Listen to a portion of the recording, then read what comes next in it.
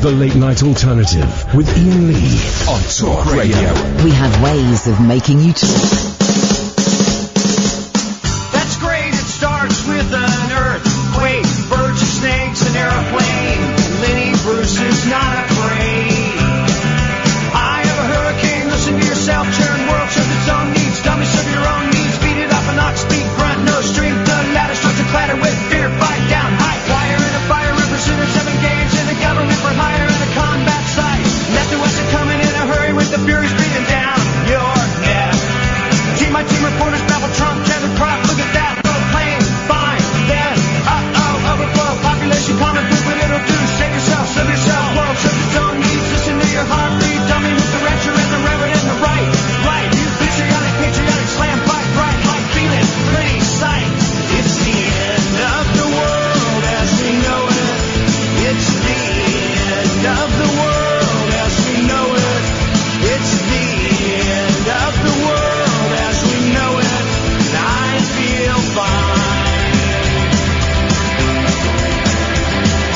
6 o'clock, TV hour, don't get caught in foreign tower, slash and burn, return. Listen to yourself churn. Locking in, uniform and book, burning blood, letting every motive escalate. Automotive incinerate, light a candle, light a motor, step down, watching hill crush, this means no fear, cavalier, renegade, steer clear, tournament of lies. Offer me solutions, offer me alternatives, and I decline. It's the end of the world as we know it.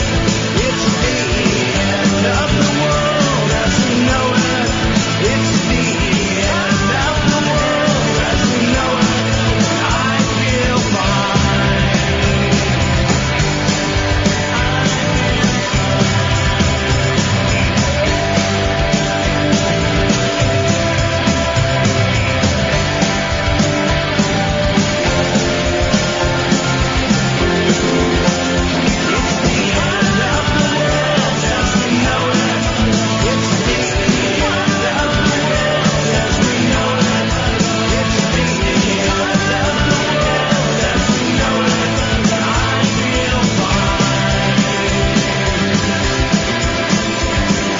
The other night I tripped a nice continental trip to Biden Mountain, sit in a line, Leonard Bernstein, Leonard Brezhnev, Lenny Bruce and Lester Banks, birthday party, cheesecake, jelly bean, boom, music, symbiotic, patriotic, slam, button, that, right? It's the end of the world as we know it. It's the end of the world as we know it. It's the end of the world as we know it. I feel fine.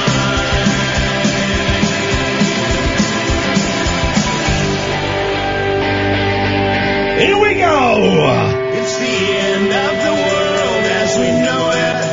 It's the end of the world as we know it. It's the end of the world as we 0344 499 1000. We're all dying in a pit of racist despair. It's the end of the world as we know it.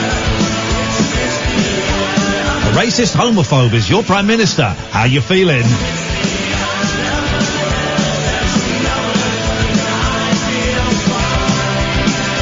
0344 499 1000 is the phone number. Oh, yes!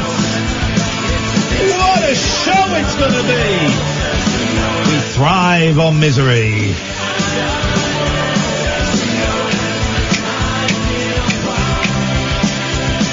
A racist, a windbag, a homophobe, a liar, and a cheat is going to be moving into number 10 tomorrow. How are you feeling, kids? 0344 499 1000. First bit of good news, though. The first bit of good news. There is going to be, this was announced just before we came on air, Boris Johnson has declared there will be a new national anthem for Great Britain when he becomes Prime Minister. This is it, guys. I can't wait.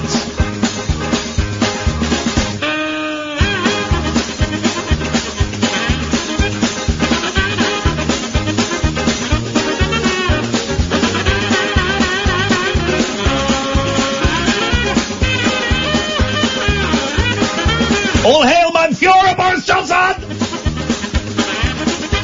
Alan, it's the new national anthem! Oh no, I love it! You love it, hang on! Jack, it's the new national anthem! Can't save the Queen. Don't save the Queen! He's a patriot! Boris Johnson comes in on a zip line with a cream pie up his arse or whatever, who cares? Stupid idiot. Oh, the country's run by a big old racist and a homophobe. Mein Führer Boris Johnson moves into number 10 tomorrow, and we have no idea who's moving in with him. I think we should know because we're paying their rent. We don't know who's moving in with Mein Führer Johnson. I don't really care about who people see and who they're courting, but kind of would like to know who's living in number 10. Catherine, is that out of order for me to want to know who's living in number 10? I mean, who's living there, this week? Yes!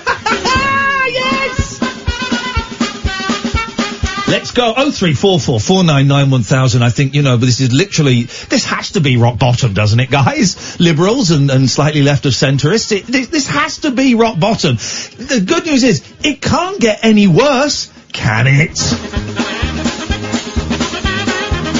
Let's go to Alan Caddick. Good evening, Alan. Hey, boss, hi, Kath. Hello. I thought of a way we can save time with Alan's calls. You just said hello. I said hello, Alan. No, we say, Alan. Hi, boss. Alan. Yes, boss. That's hello for Alan. Alan. Hello. Alan. Yes. You try it, Kath. Halan. Hi. You try it, Sam. Alan. Hi, Sam. Jack, you try it. Alan. Hi, Jack. Have you got your phone? Pardon? No, don't worry. Alan, what can we do for you? I've got a couple of things for you. First of all, has Teresa May ordered a removal van yet? Oh! Got set out on that, guys. We got Lenny Bruce on the line. We're going to go live New York. Get Lenny Bruce. We got Lenny. Alan, Lenny Bruce. Alan. Hello? Yeah, Alan.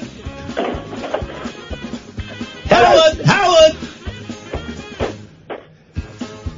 Howard! Hello! Howard! Hello! Howard! I've got a good deal on the removal van for Teresa May. Let's do it again! It's like the Now Show. Excuse me. That's funny.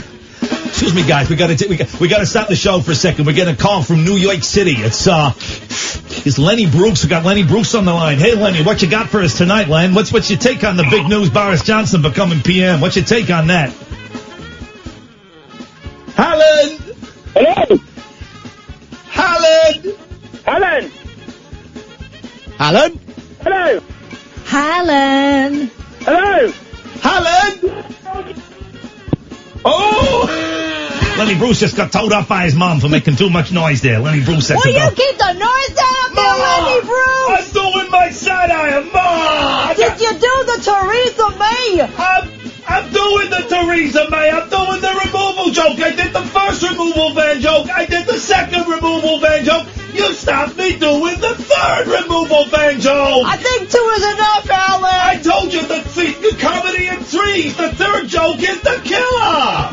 Mom! Your father wants to go to bed. Mom! Hello? Hello? Ah, they gone. By the way, this whole country being run by a racist is simply my way of saying, happy birthday, Roger. It's our gift. Is that what you wished for when you blew up your candles? It's our gift to you, Roger. Annihilation of Great Britain.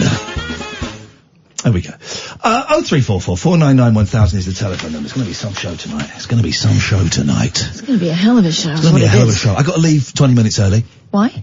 Sorry? Huh? I'm leaving 20 minutes early tonight. What now? How? What? Well, because I came in on my, I'm going to say motorbike. Well, I'm going to say motorbike, because if I say scooter, people think I'm one of those dicks on an e-scooter. Right, no, you mean a motor scooter. I came in on a motor scooter. I am not a learner. Don't have L plates. If you see me driving past and you go, well, he hasn't got L plates on. I'm not a Pizza Domino's pizza guy. Mm-hmm. It's a Pizza Express, because I'm middle class. Not a Pizza Express kind of guy. I've passed my test. I'm a cool guy. I'm a cool guy. Me a lonely guy. But I'm also a cool guy. And I don't need L plates because I passed my test. Well, Hey, I passed my test too. So, I passed it first. So here's the thing. I gotta leave 20 minutes early tonight I gotta leave before the show, finishes. No. Well, no. I'm afraid it's not even up for debate. It's gotta happen. 2 reasons. One, I want to miss the rude, toothless guy that delivers the papers for Paul's show. Cause that guy's an asshole. That's the rudest jerk-off I ever met in my life. He thinks it's pants. You've missed him, Sam. That guy's a jerk-off. I'll make sure Kath points him out to you tonight, but I really want to miss that guy. But secondly, it just takes me a little bit longer to get home on my motor scooter, so I need 20 minutes grace. I'm just asking for 20 minutes grace. What? I just want to know. We can do Woody. We can do Woody Allen. We can do Woody Allen. I'm not going, now then, guys and gals. Don't do that one. No, I'm not doing that. Sure, don't do that one. Can you tell Woody easy? I'm not doing that. No. I get so nervous when I'm on the back of a motor scooter and it's going so fast. Oh, mother. I think we can do Alan. That was more Alan Bennett. Woody Allen Bennett. I think, let's do Jack first and then I want to talk about some of the issues of the day. I want to wish you an apology. Another. Yeah, but this one's heartfelt. To the fans of the King of Pop. Keep toying with throwing this out there, and I'm throwing it out there tonight. But let's deal with Jack. Let's deal with Jack first. Good evening, Jack. Good evening, Ian. Good evening, Jack. We have no abbreviation for saying hello to you, and that's just the way it's going to be for quite some time now. What can we do for you? Number one, what did Alan say to me? I didn't understand. Not a clue. Not a clue. I wouldn't worry about it. Please try not to have nightmares, but if anybody is affected by any of the issues in tonight's show, please Ring call... 0344 499 1000. You got it. Thank you very much indeed. Well, I've never laughed so much in my life. That opening was class. Thank you very much indeed. He likes your opening. It took us 3 months. He's 50. It took us 3 months to write that, and thank God. Yeah, I just went on Twitter and I've made a mistake. Yep. I The way you went on Twitter. Yeah. I said 10 likes and I'll sing a song. Yep. How many likes did you get? 1. Unlucky for you, lucky for us. Excuse me? I beg your pudding? Didn't say he was going to sing it on air, did he? No, well, you see, I can't because, because maybe you don't want me to. You listen, you're the one that put out the proviso, 10 likes, and I'll sing. Here's the thing. If you now sing despite only getting 1 singular, I don't know what happened there, then you lose all the trust that the people on Twitter have invested on you. Does it make you a beg? No? I've heard people getting called begs on Twitter and on Twitch. Does it make you a beg? Anyone? I don't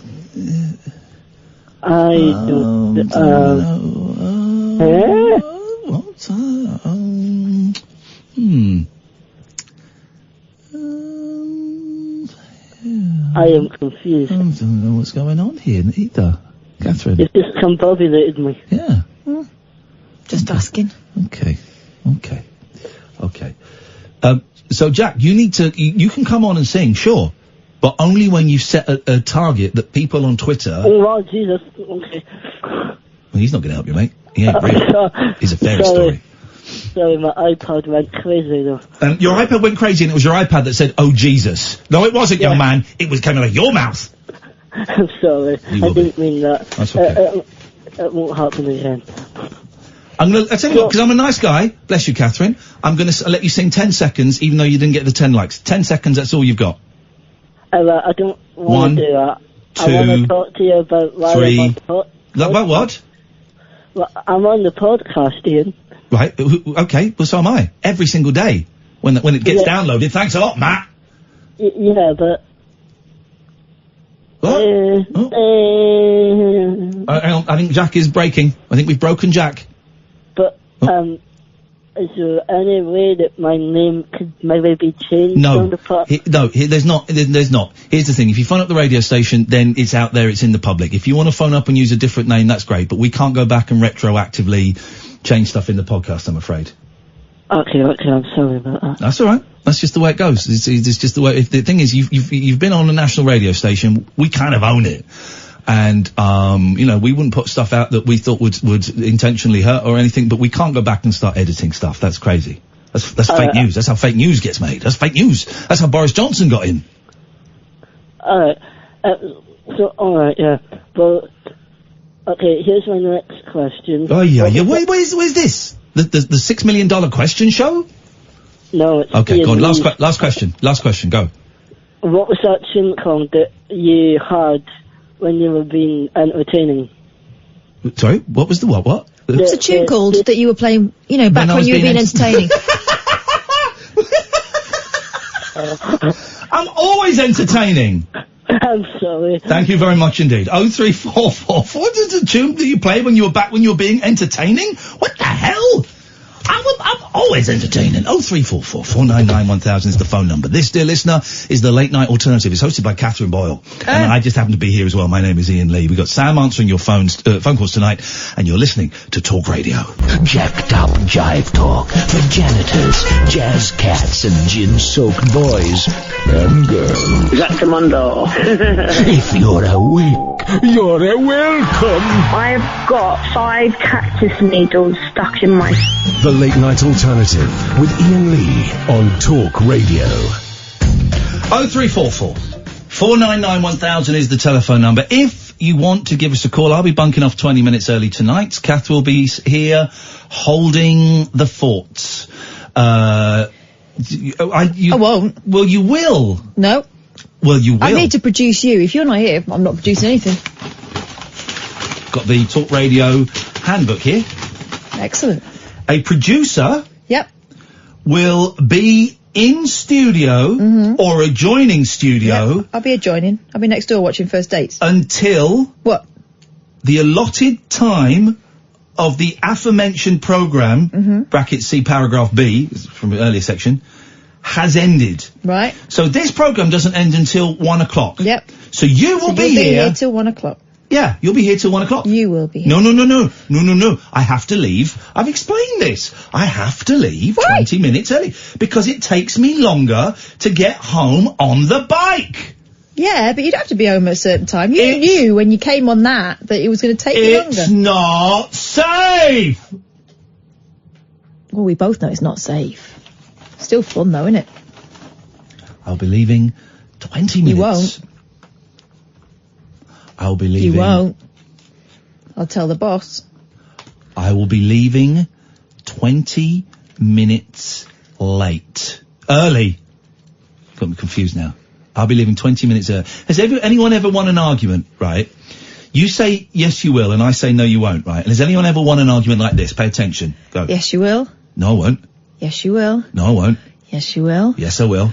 No, you won't. Has anyone ever actually won an argument like that? Has anyone ever... Because that's a bold move to take. Because if the second person doesn't pick up on it, the first person is stuck with what they said. They've just reversed their position, and then the second person go... Excellent, I'm glad you come round to my way of thinking. Thanks a lot. So you've got to be so careful with that.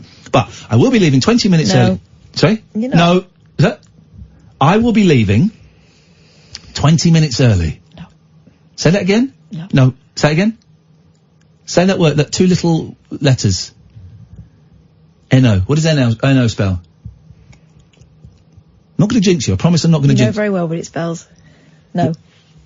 Say it again? I don't need to say it again. I'm not going to jinx you. I know, because I'm not playing. You're not playing what? No. Sadiq's dropped off. I was really looking forward to going to talking to Sadiq. This is what happens. Let me call Sadiq back. Hang on a minute. This is what happens. Let's call Sadiq All for the sake of 20 minutes. I've got to leave 20 minutes early. It's not You've like got nowhere to be. Don't talk to me like that. I've got to leave. This is the Talk Mobile voicemail service for an idiot. This is Sadiq. Sadiq called in and then bottled it. Let's... okay. Leave a message after the tone. When you finish recording, please hang up or press the hash key for more options. All right, Sadiq. Is Iain... Lee, I've got to leave 20 minutes early. No. I've got to leave 20 minutes early tonight. I have, for health and safety reasons. I've risk assessed it, and the risk is high within my assessment. So I hope that's all right, Sadiq. Thanks, mate. Bye-bye. 0344 499 1000 is the phone number. Let's go to my good friend, Nick. Good evening, Nick. Hi, how you doing? I'm fine. How are your testicles hanging? Are they hanging well? They are. Yes, they are. Because that's what that means. How's it hanging? Is that what that question means? How's it hanging? Does it mean your testicles or your penis or life? A penis. Your penis. All right. So how is your penis hanging down between your legs? How is that? Is it hanging? Is it hanging It's a nicely? very personal question. Is it? Slightly to the left, generally, but yeah. Oh, because I thought. Kath was a dick. Oh no, I thought. Aren't your balls normally held back by your willy? Well, not in this seat, they're not. No. Nick has phoned up, and within seconds we're both sexually harassing him. I'm not. Aren't your balls normally held back by your willy? That's sexual harassment. That's if you're lying face down. Kath was a dick. Hey, Dick. come on. Dirty pervert. Horny. Don't be so silly, Kath. That's my youngest. He now talks. He's got a deeper voice than me. Nick, I'm so sorry. We are offering counselling for anybody affected by any of the issues. If you're affected by any of the issues in tonight's show, then please call the following number. 0344 499 1000. That's. So you're leaving 20 minutes early. You No, quoted he's from not. I've got to leave. Does it say in the handbook that you can leave 20 minutes early? No. I have to leave 20 minutes early. And presumably you're going to be putting a bill into the show for your full amount, I assume. For the full amount, correct? Yes, of course. So I turned up. Look at those lovers. Not minus 20 minutes. There's some lovers walking past the studio, arm in arm, they're making sweet love tonight, holding hands, looking in each other's eye. He's rubbing his hands, he's warming them up, he's hoping he gets to touch her up. They are lovers, sweet, sweet lovers.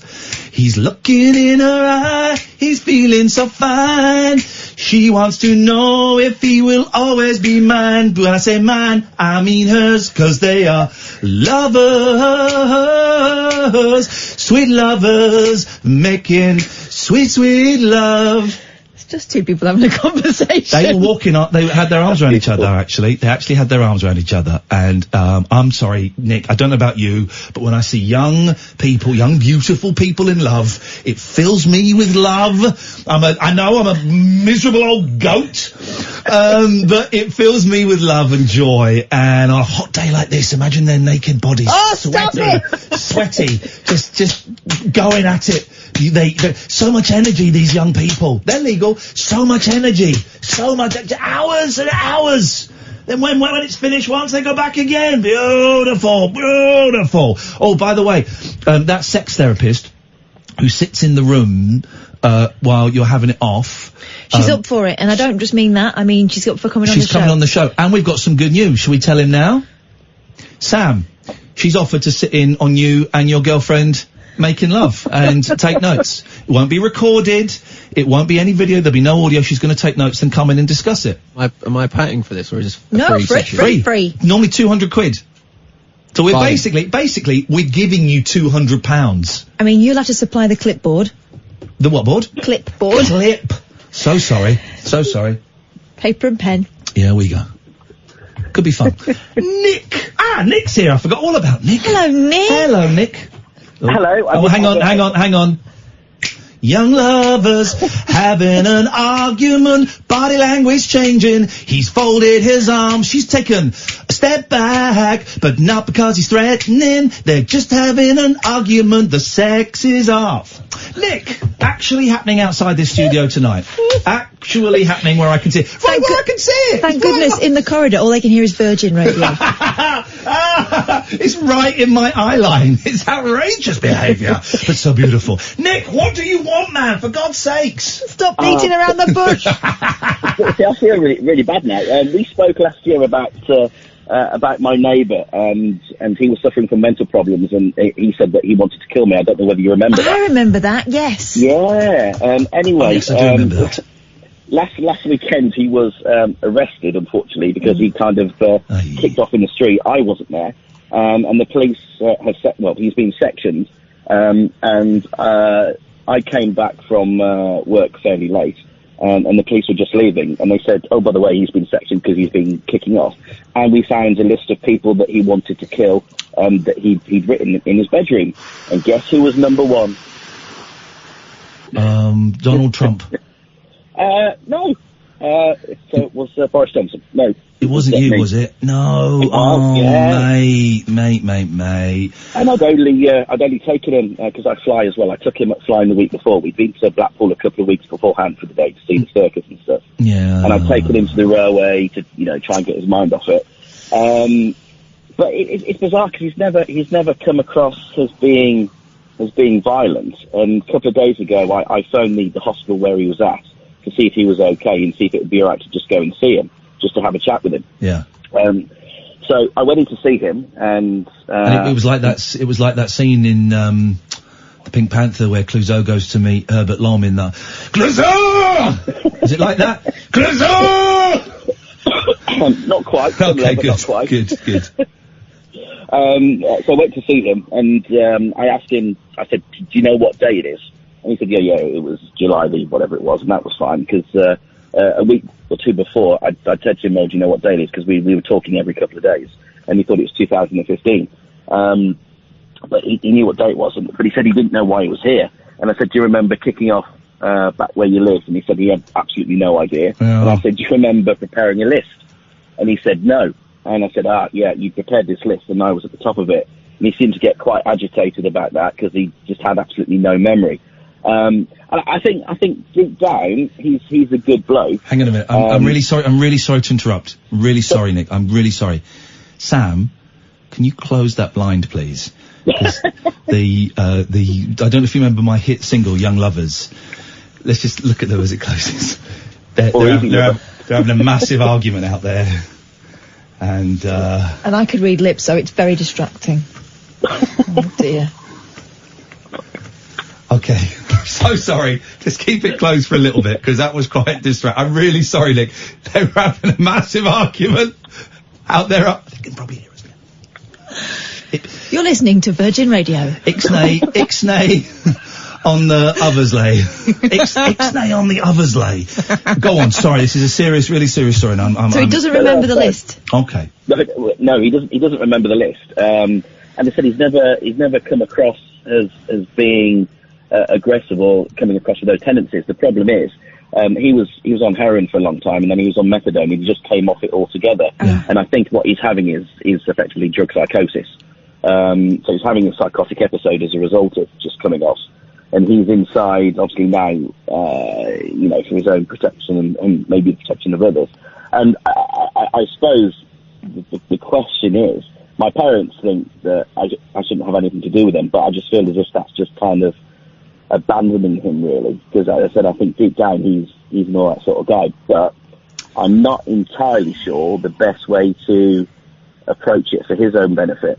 Because when I went to see him, he's like, "Oh, thanks for coming to see me, And I said, over the past few weeks, I've taken him like... what was without telling us too much that gives away, I don't want to know who the guy is or where he is or any of this. But he got he got arrested because he was violent.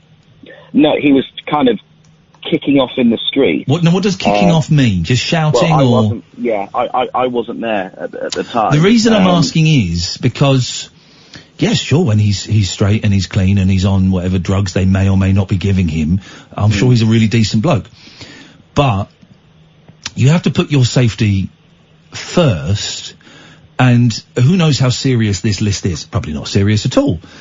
But then again, you do hear stories, and Kath will tell me if I'm being sensationalist or not. You do hear stories where people with some form of mental illness that means they lose who they are for a while, or people with drug addictions and mental, when they do sometimes attack people who have done nothing but be friendly with them.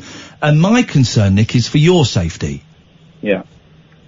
Because if a guy high on drugs comes at you with a knife, worst case scenario, that's a hard, and you're not expecting it. That's a hard thing to deal with, brother. Yeah. Go on. Sorry, you're going to say something. No, that's fine. Because all I want really is for the best of him, which is why I took him, to Blackpool, took him to summer volunteer on a steam railway, just try and take his mind off stuff for a while. Yeah. And show him that there was more to life than just sitting around and because what he's trying to do is process everything through his head at the moment, and he's just not capable of doing that. So when we've spoken, I said to him, right, you're not well at the moment, and he knows he's not well. I said, what you've got is a door. You need to get through that door, get well, then figure out, once you're through the door, who you are and what you want. But until you get through that door, until you get better, just concentrate on getting better. Yeah. But it's almost like you have a conversation with him, he listens, but he's not taking it in. He'll say, yeah. But then he'll say, oh, but what about this? And I said, but we've just spoken about that. Oh, it's like you when need I'm to focus talking on to getting Catherine better. about the show. Same reaction, terrible. Go on, Kath, you're gonna, you say something. Well, then you can't trust that you're safe with him, can you? You can still be friendly, you can still be helpful, but from a distance that doesn't involve travelling down to Brighton together and doesn't involve sitting in an airplane together. Because he may be a nice bloke, but he's not in control of himself at the moment. He needs to prove that he's getting better. That's what he needs to prove. Honestly, I think, help him, but by helping, it can be by, taking him a pint of milk every other morning. Giving him a ring now and again. It's speaking over the garden fence. It can be that. I have genuine concerns for your safety in that situation. And I don't say that lightly, because I'm always, the one for going to help people who are less fortunate than us. But imagine you were your own brother. What would you say to yourself? Don't go anywhere near. Boom. And I'd even say don't even go and see him in hospital, which I've only done once, and I'd kind of like to do it again because it's in a supervised environment. But I suppose the difficulty is he just doesn't realise why he's there. Yeah. Well, you don't need to explain that. My mum doesn't realise more often than not why she's in a care home, and I've given up explaining it to her. And when she talks about my dad being alive, I've given up telling her that he's dead. And I just kind of, I don't quite jump into her fantasy world. She thinks the care home she lives in is her work. I don't quite fully jump into it, but if she starts, I'll go, how's your day been? Oh, busy day at work. I say, oh, what you been doing at work then? I don't try and drag her into my reality. No, but that's the advice they give when you're dealing with people with dementia, isn't it? It's too much of a trauma, possibly, if they understand what you're saying to them, to tell them that what they think isn't real. Yeah. So pull them out of it again. Go along with it, Visit in hospital, if you feel the overwhelming urge to do it, that's a really kind, generous thing to do, and you're right, it's a supervised environment. I would warn against offering kind of too much hope to him, and as much as that, you don't want him to see you as like this is my best friend Nick's coming in, and when I get out, Nick's going to take me out for dinner, and you don't want to have too much of that. But if it makes you feel better going and seeing him in a safe environment, then go and see him. The thing is, with you getting too close or getting closer, that moment, which may only be a moment where he switches and decides that because you're the closest person, you're the person that gets it. I'm the focus. Could be dangerous, Yeah, no, of course. Nothing is gonna. Nothing is. No, it is a difficult one. Nothing is gonna happen. Probably, right? And most people with mental illness, most people with drug addiction, they're cool people. I have both. So nothing is probably gonna happen. But on very, very infrequently, sometimes things happen, and I would hate it to happen to a good man like you. I hate it to happen to anyone, but. And also, here's the advice. Here's the advice that someone gave to me once that was really useful. That you can't help him if you are putting yourself at risk. Yeah. So you've got to look after the person that may survive him, if you know what I mean. Yeah, no, of course. And it is something when you look at it, you think, could this end up being in the paper? Yeah. And you think, there's, and because being a lawyer, you analyse things and you think, is there a realistic possibility? Well, you can't rule it out altogether. No. Nick, trust your instinct is what I'm going to say. That's my last bit of advice. Trust your instinct, because you're an intelligent man, you've got a good heart, and you're sensible. I'm getting all of that from you. Trust your instinct, and try not to feel bad if you do less for him than you initially thought you would like to. As you have done more than most people would do already. Because it might just be a temporary thing. Once he gets through this particular period where things are unstable and he's still trying to find out what's real and what isn't, then you could be really useful afterwards. At the moment, actually, he doesn't really know whether he's coming or going sometimes, so all the work you do could be for nothing. It is, and it's a shame, because when I went to see him, I had a bit of a cough, and when I was coughing, he was looking at me, he said, "You all right?" Yeah, I've just got a bit of a cough. But he thought there was more to it than that. And, that's when you kind of really think, you're really, really not well at all, which is a real shame. Nick, keep in touch. Let us know how it goes, man, and look after yourself. Thanks for the call. I appreciate it. 0344 499 1000 is the telephone number. This is Talk Radio. Closing time conversation for tax inspectors, taxi drivers, and taxidermists. Great big talk for the wee small hours. You've been trolling me big time, mate. The Late Night Alternative with Iain Lee on Talk Radio. There it is. 03, thank you. 0344 499 1000 is the telephone number if you want to give us a call. You alright over there? Yeah. So maybe I was wrong about Michael Jackson. Maybe Thriller is a good album. No. Because we had the... And I'm saying maybe. I'm not saying definitely. I am... One of these... I'm a rarity. Can I help you? Dude just walking past. When we used to live on the Britwell estate, 120 Monksfield Way in Slough, and I lived there until I was 11. And we had net curtains, I guess, yeah. And there was always a woman who would walk past... Have I told you this? No. A woman who'd walk past our window, just like that. So the house was just side on, looking in. And every time my mum would go... That'd be my mother. Yeah. Every time my mum would go, oh, there's old Sideways Head. Sideways Head! Every time. Oh, there's old Sideways Head. If she walked past me now, I would recognise her. Every time. Just walking straight down the street, head turned to look in. Oh, there goes old Sideways Head. Nosy get. Every single time. We just had an old Sideways Head walking past the studio. We've got a window He's gonna walk here. back in a minute. You've got a window, and we're going to be sat here with our fingers up. We've got two windows. One is onto the office. I'll do a little video maybe later on. So one window's onto the office, and we have the blind there closed because I don't like anybody that works at this godforsaken company.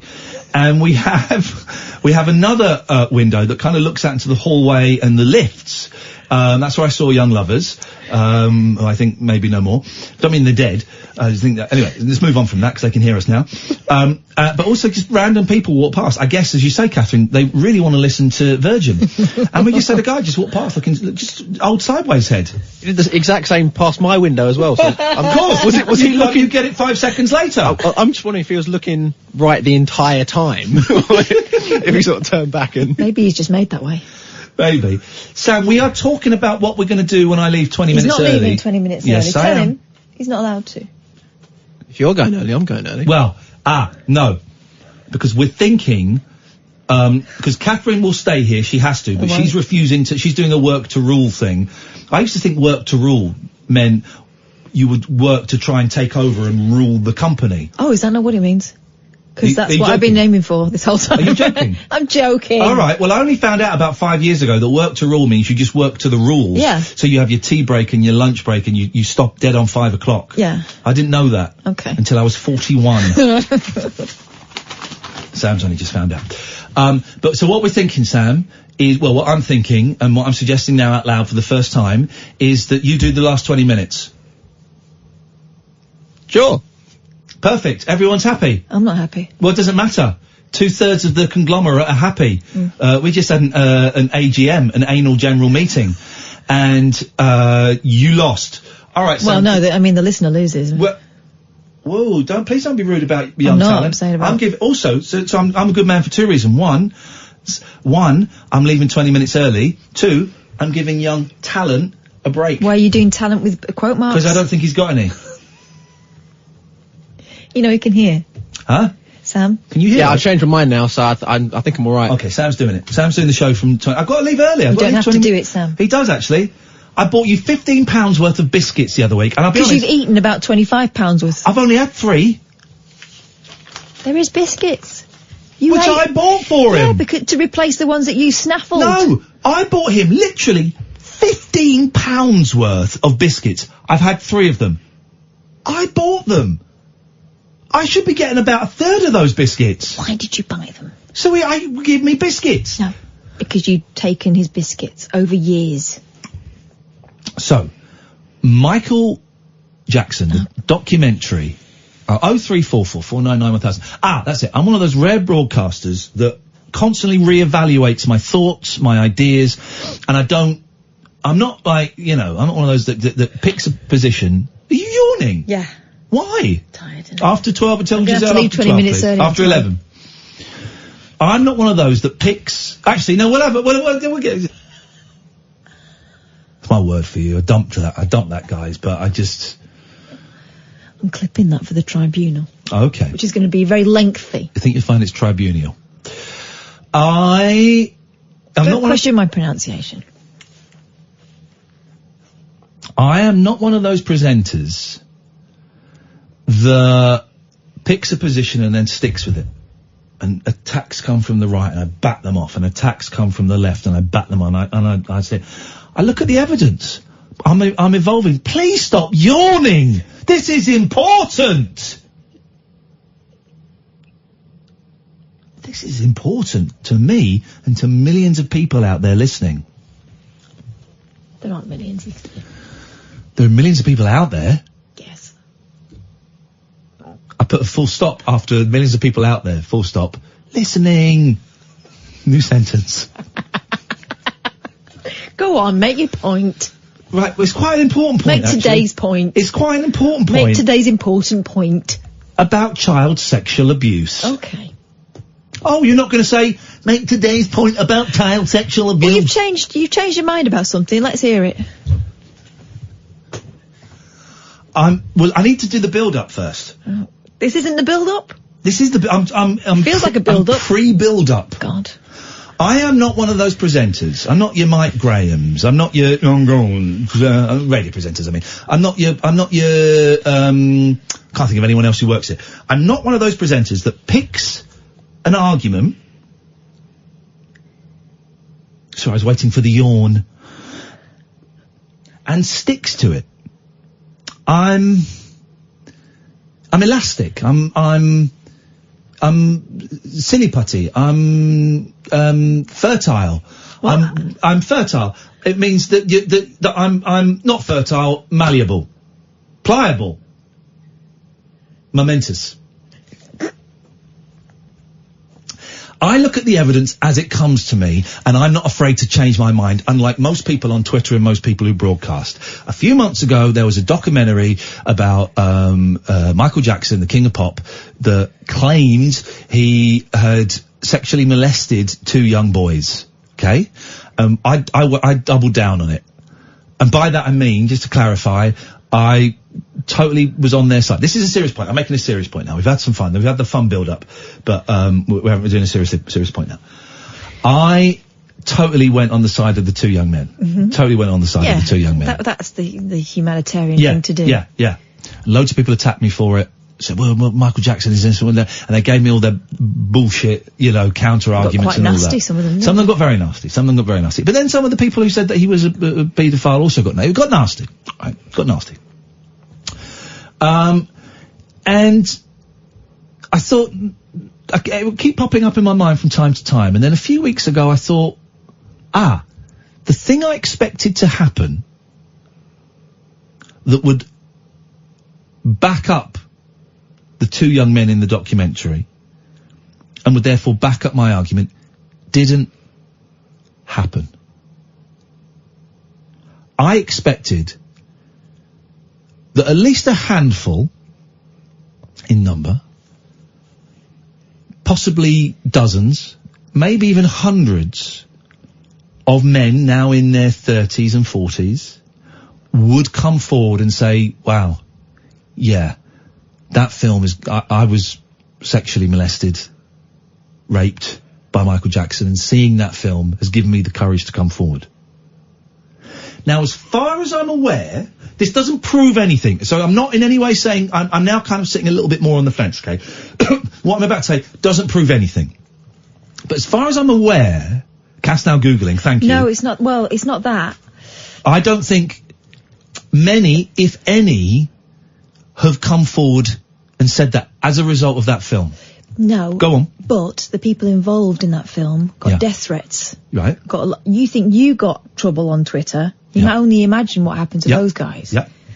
So is it any wonder that anyone watching? Yeah, definitely. Okay. It's an argument.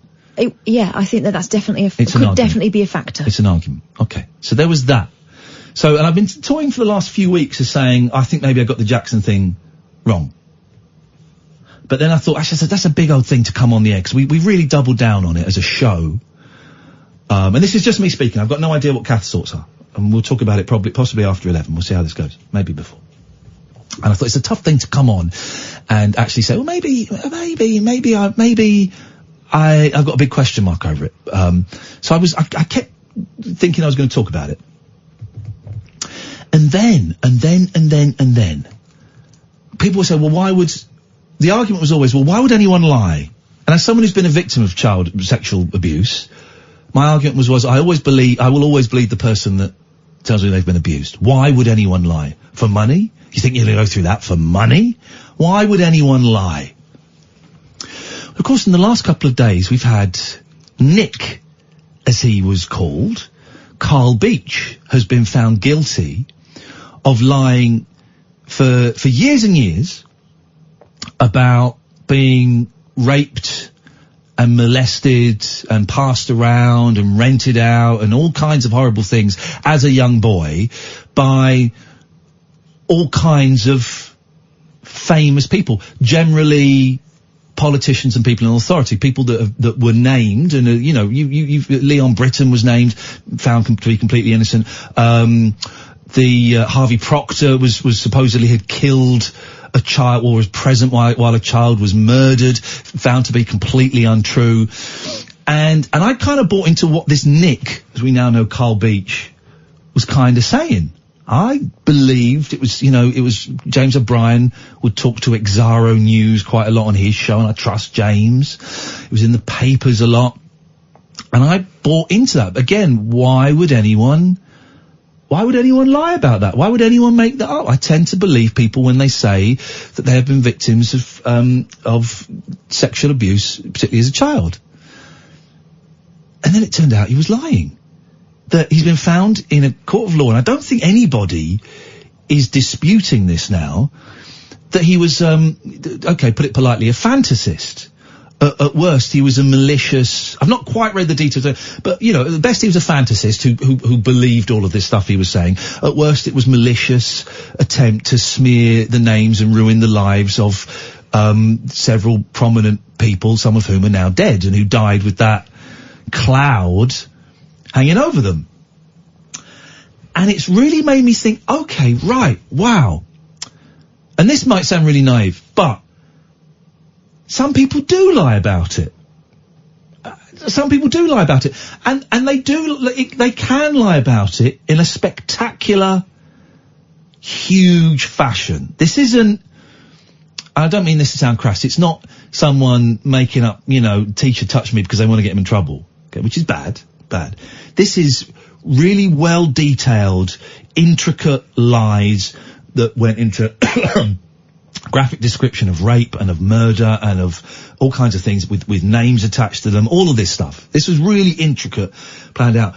And the whole Carl Beach thing, Nick, has totally discombobulated me. It's thrown me off my axis of what I would normally believe and what I would normally discount and who I would normally stand up for. I think it's worrying time if you have been a victim of child abuse because of that, because of Carl Beach. I think he's done an incredible amount of damage to real victims, and I can see why people would now be scared to come forward. I could see how this could actually help real paedophiles and child rapists. I can see all of that. I think it's a really unfortunate time. Now the press are saying the police were crazy to say, there's a copper that famously said, if you come and speak to us, you will be believed.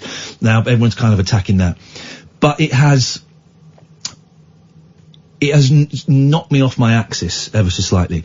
And it has made me think, again, it's not proof, I don't know. It's made me think, well, maybe I was wrong to double down as hard as I did on the two young men in the Michael Jackson documentary. That sometimes people do lie. I'm not saying they have, I'm not saying they're not, I don't know. But sometimes people do lie on such huge, epic scales. Because my argument was constantly, well, why would they lie? Why would they lie? Well, people do. It now transpires in as much detail and as I want to use the word extravagant. It's not quite right. It sounds flippant, but they were extravagant lies. As extravagantly as this Carl Beach, this Nick guy did. So it's made me think a little bit. And there's probably no harm in doing that. Do you know what I mean? Does what I'm saying make sense to you about that specific, and also how it relates to the Michael Jackson? It does. Thing. It does. To me, though, there are too many things. You know, little boys being invited to sleep in the same room as a man they don't know. Oh, the guy's obviously a dodge pot. And that's not usual behaviour. No. It's not behaviour that I would, as a mother, indulge. You know, I wouldn't say, you know, as much as kids want to because they see it as a, you know, sleepover, pyjama party, whatever it is. Sorry, I don't really care how sheltered your childhood was or how weird your childhood was. You're not sleeping with my kids. Yeah. You know, we got people who were members of the Jackson household saying they saw strange things. I know what you mean. But my gut reaction is to give credence to people. My gut reaction was to believe this Nick, this Carl Beach. I believed it. Yeah, but that was my gut reaction. But that's not bad on you or on people that believed No, him. but it just shows that my gut reaction can be way, way, way off course sometimes, and that's humbling to learn that. Yeah, but I think that if someone tells you something like that, it's okay to hear them out and to believe them. Maybe it will change the way it's dealt with in the media in future. Until it's fully investigated. I don't know. Anyway, I'm putting this out there. You can phone in about this stuff if you want and share your thoughts. It's kicking ideas around, which is something you can't do on Twitter, which is why I've kind of held this off Twitter, because it's far too nuanced, and then you're not allowed to think on Twitter. You have to state. You can't think. You have to state, this is my position. You can't go, well, what if this, but then maybe this.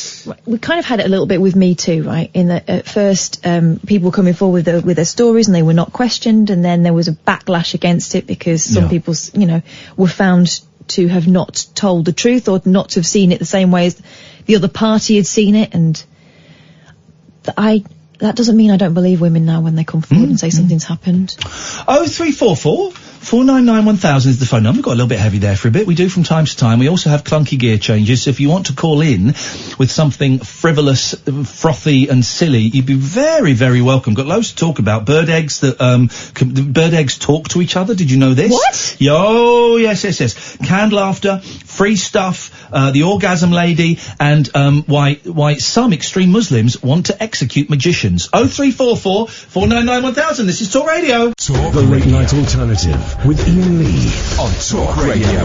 We have ways of making you talk.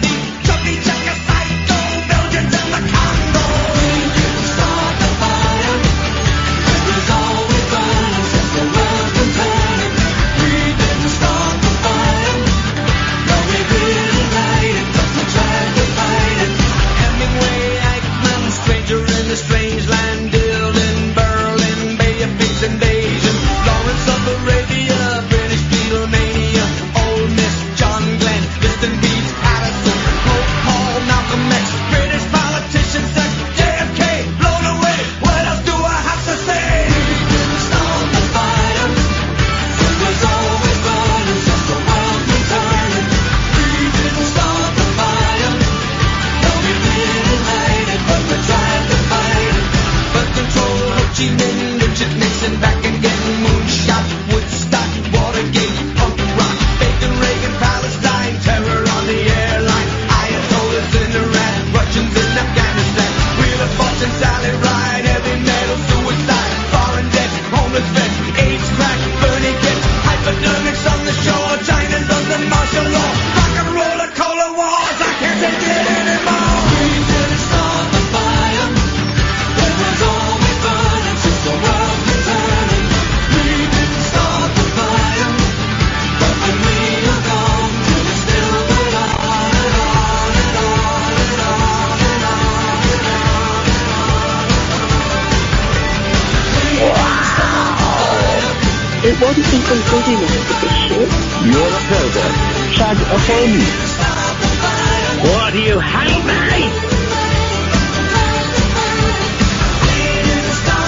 I'm David Bascock and I got my Willie stuck in a hoover. Here we go. Who's this on show? 03444991000. The day that we find out a new Prime Minister is a racist, homophobic old fartbag. How are you feeling, Britain?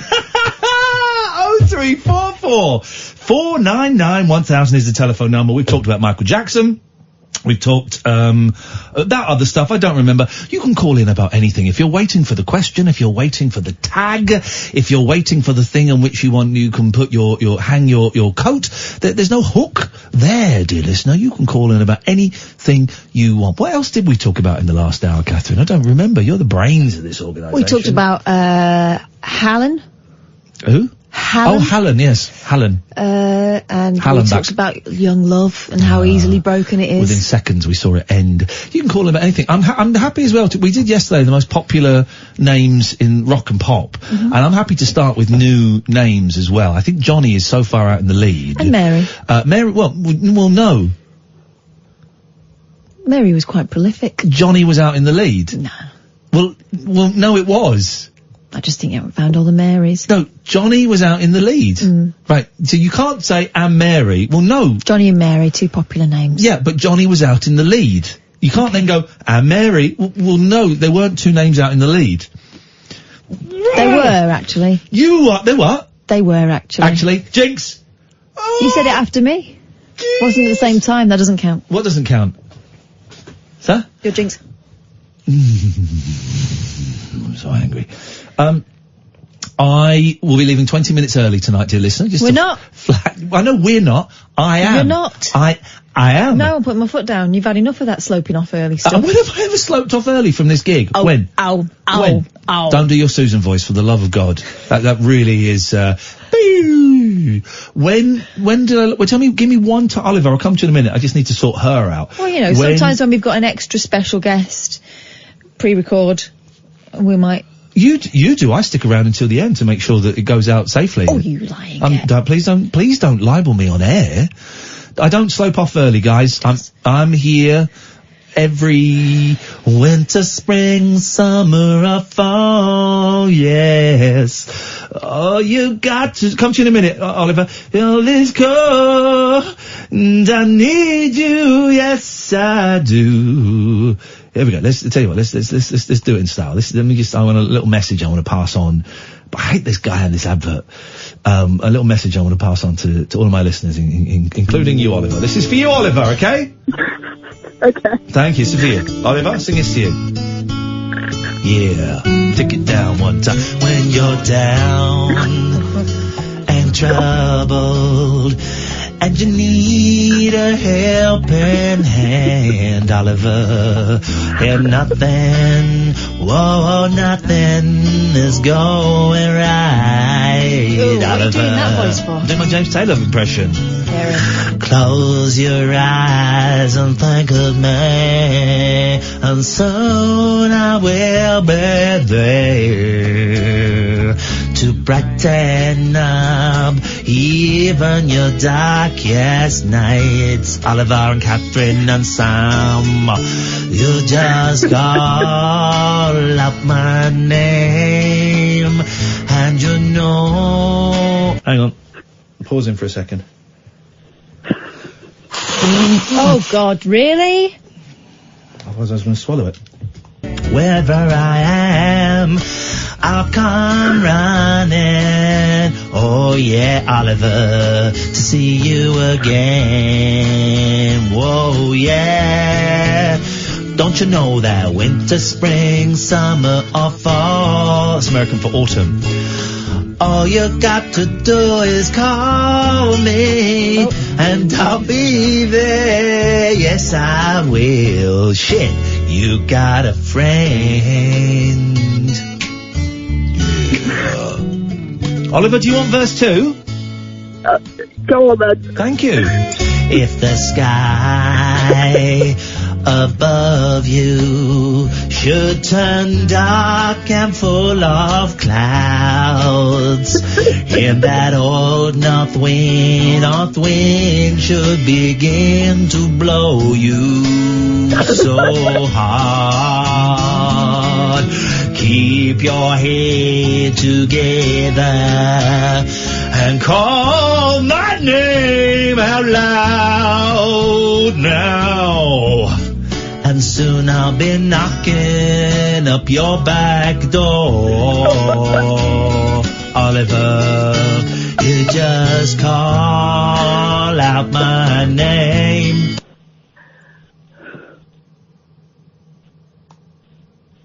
Let's try that bit again. You just call out my name. Okay, we'll try it one more time. I'm trying to just bring a little bit of audience participation into this, Oliver, so just focus, listen to the words. You just call out my name. No. No. Oh, it's a refusal. It's a refusal. I can't sing. Just call it out. I'm just asking you to just asking you to call out my name. Oh, okay. You just call penny drops. out my name. Ian! Full name, please. Ian Lee. I don't know your middle name. And you know wherever I am, I'm gonna come running. Oh, yes, I will, to see you again. It's not a bad James Taylor impression, actually. It's terrible. Hey, Oliver. Winter, spring, summer or fall, yeah. Shit, all you gotta do is motherfucking call, and I'll be there, yeah. Hey, ain't it good to know that you've got a friend? That people can be so cold. They'll hurt you and desert you. They'll take your soul if you let them. Oh yeah, but don't you let them on. You just call out my name. Ian Lee. And you know wherever I am, I'm gonna come running, yeah, baby, now to see you again. Now winter, spring, summer or fall, yeah. All you got to do is call, yeah, Lord, I'll be there. Yes, I will. You got a friend. Oh, baby, you got a friend. Sweet mom.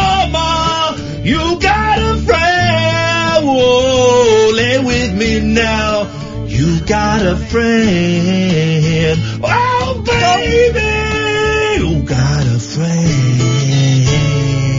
Don't know about a friend. You're lucky you didn't prolapse.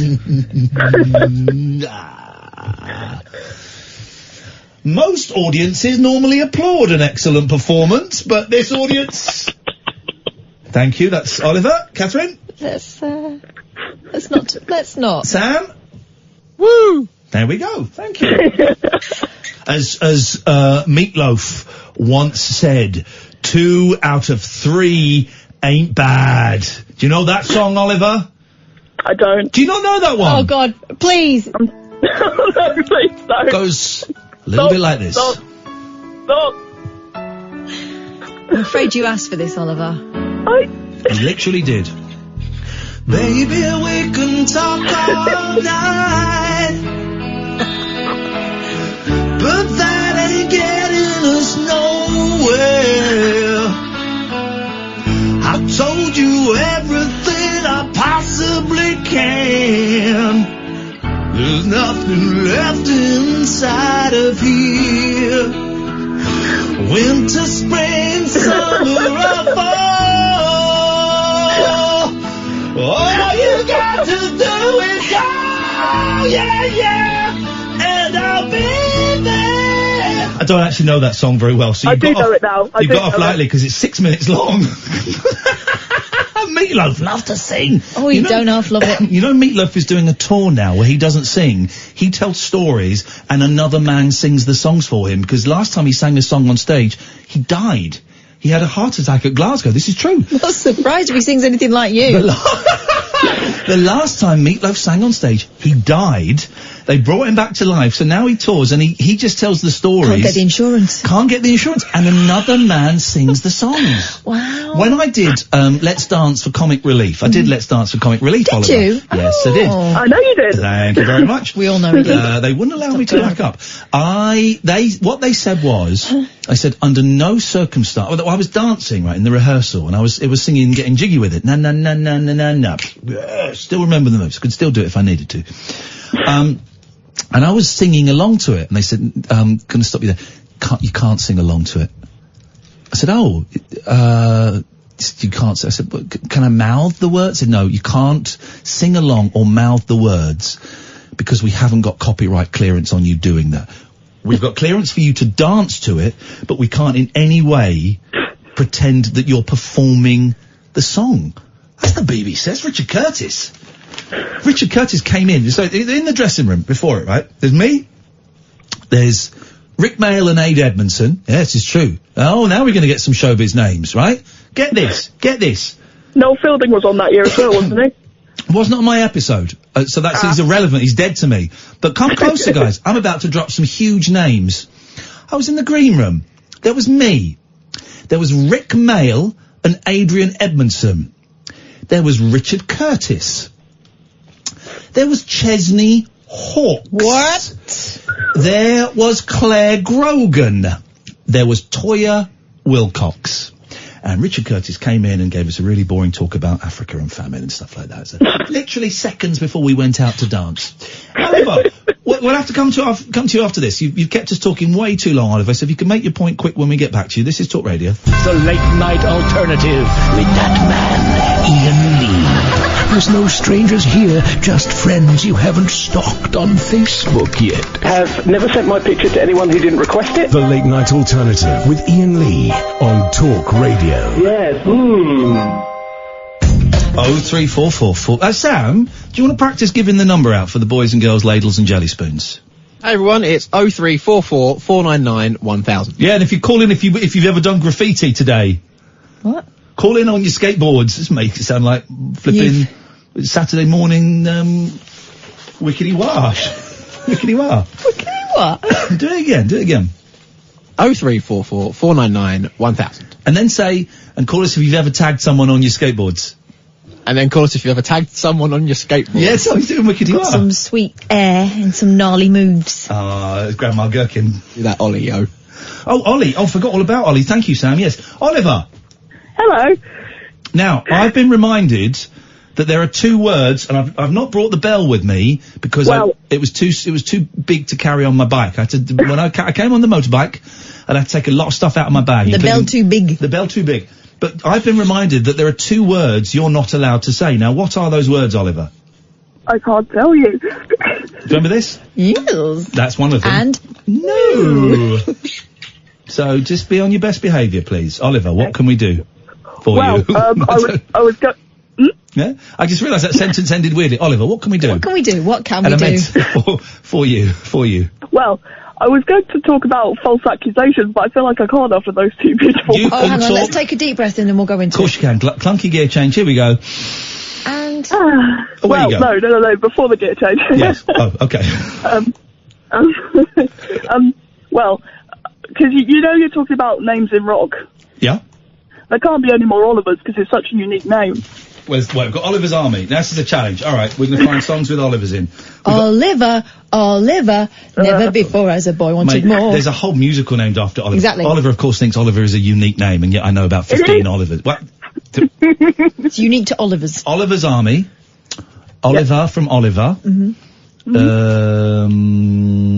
03444991000. We've just been set a challenge of songs with Olivers in. Oliver. Oh no, I love her. That's her.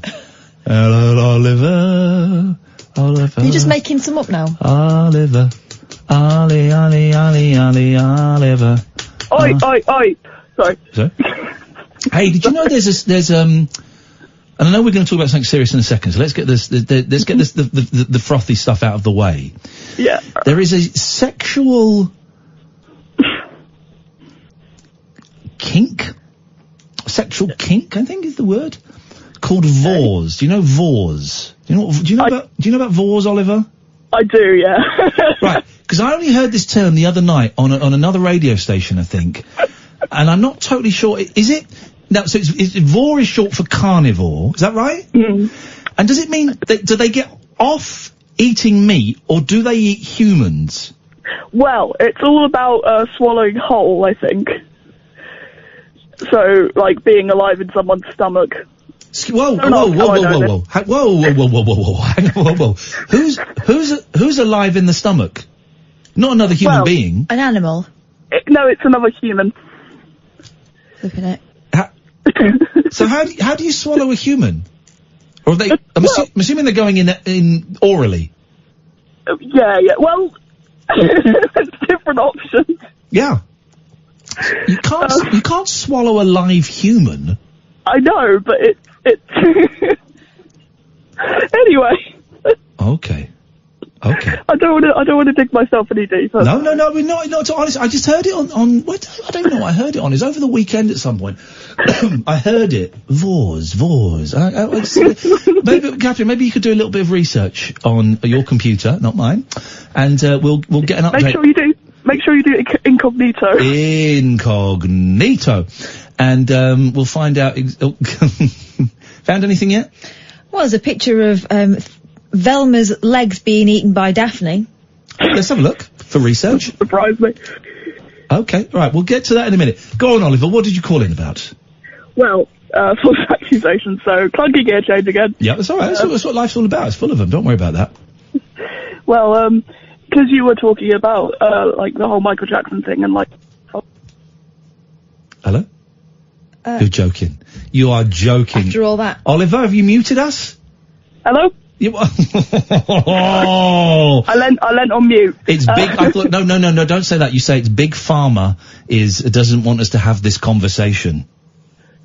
The Big Pharma and it turns out pharma. I only found it the other day. It means pharmaceutical, not an actual farmer. Right. Go on. Yes, please. Okay. So you were talking about like Michael Jackson, how like someone could lie about something like that. Yeah. Well, a couple of years ago, I had someone lie about me. Hey, go on. In that sort of way, they were my partner for over a year, and I trusted them with like my whole life. And then, they just accused me of this thing and reported me to the police. And they went to the police with it, and you don't have to go into detail, but it was an assault of a sexual nature. They were suggesting you were committed, was it? Yeah, and I lost my best friend of like 5 years because of it. So. How? Yeah. So, did you get arrested? No, I was interviewed twice and then they dropped it because of insufficient evidence. So. How does that feel? I don't. There's so many questions. How does that feel? How does that feel? Sitting, you know, with a police officer, 2 police officers, answering questions about a sexual assault that you didn't do.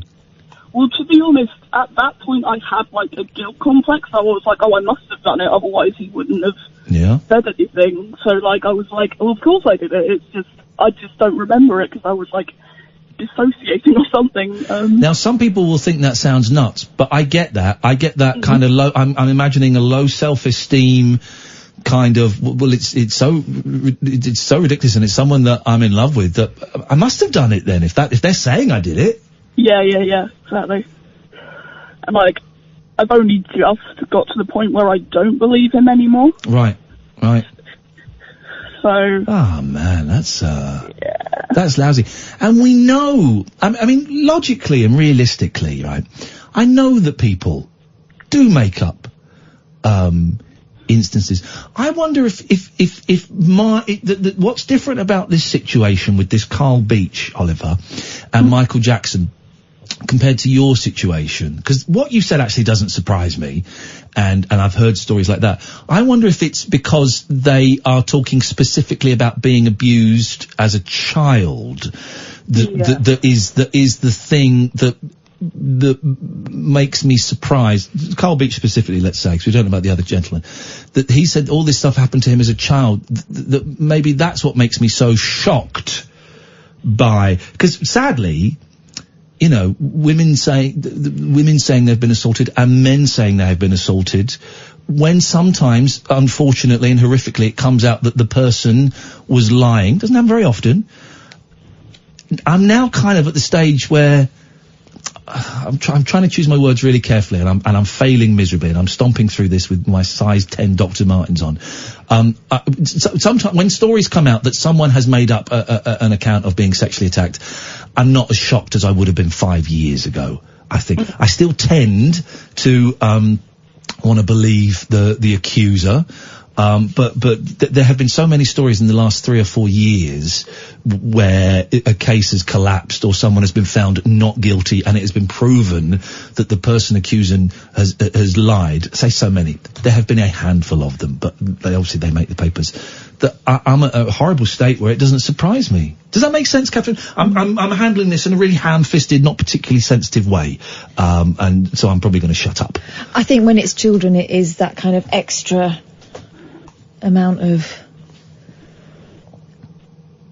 It's more disturbing when it turns out to be made up. Yeah. When it's about a child, because you know everyone's instinct is to protect, isn't it? I think so. Thank you, Oliver. Anything else you wanted to say? I don't think so. You sure? I think so. Well, why are you being weird? Did you want to say anything else? I'm trying to avoid those 2 words. What words? I've literally got no idea what you're talking about.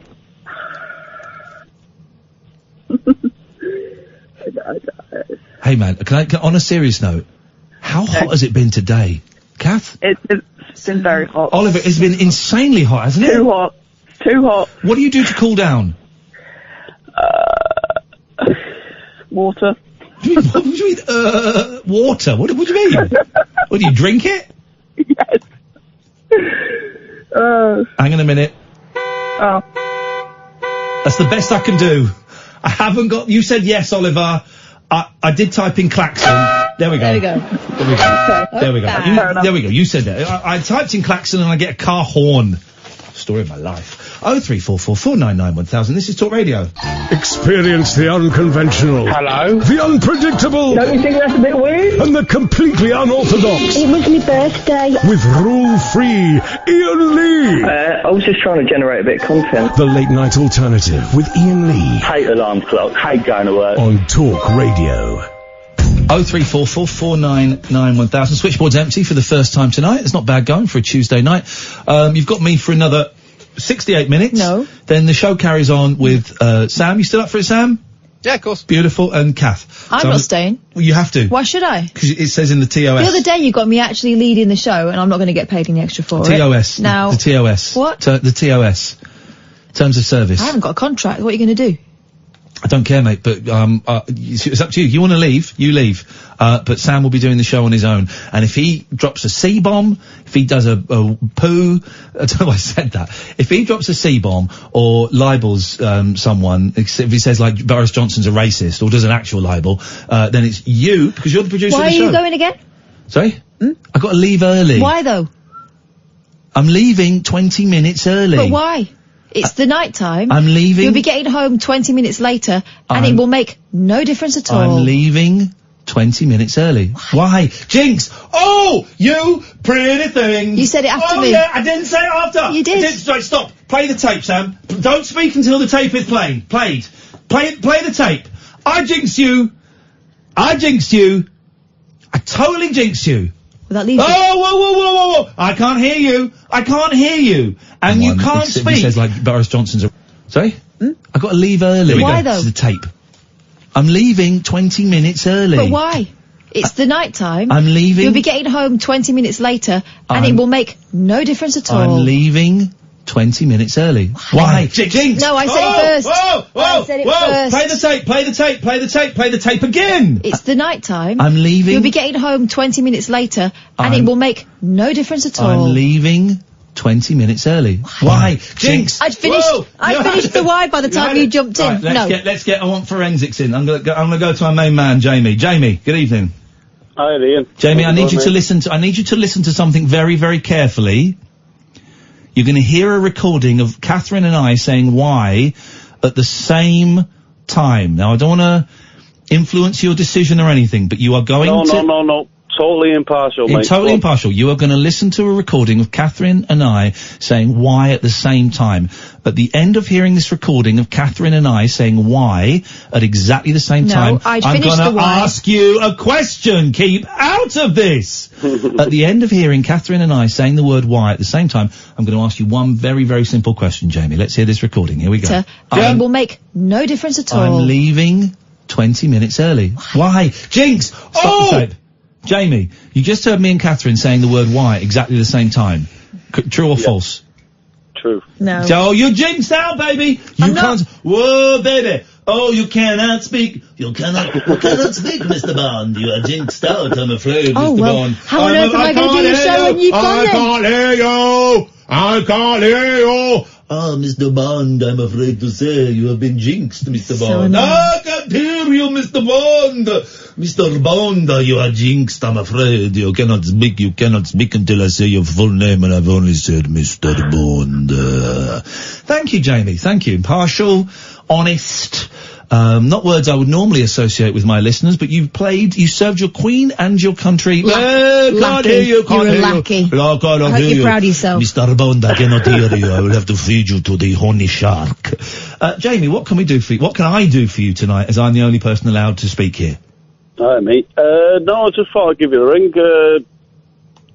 How come you don't do YouTube anymore? How come you don't put it on YouTube? Because one day, when we were streaming YouTube, I accidentally, by accident, I called one of the callers the C word. By accident, it slipped out.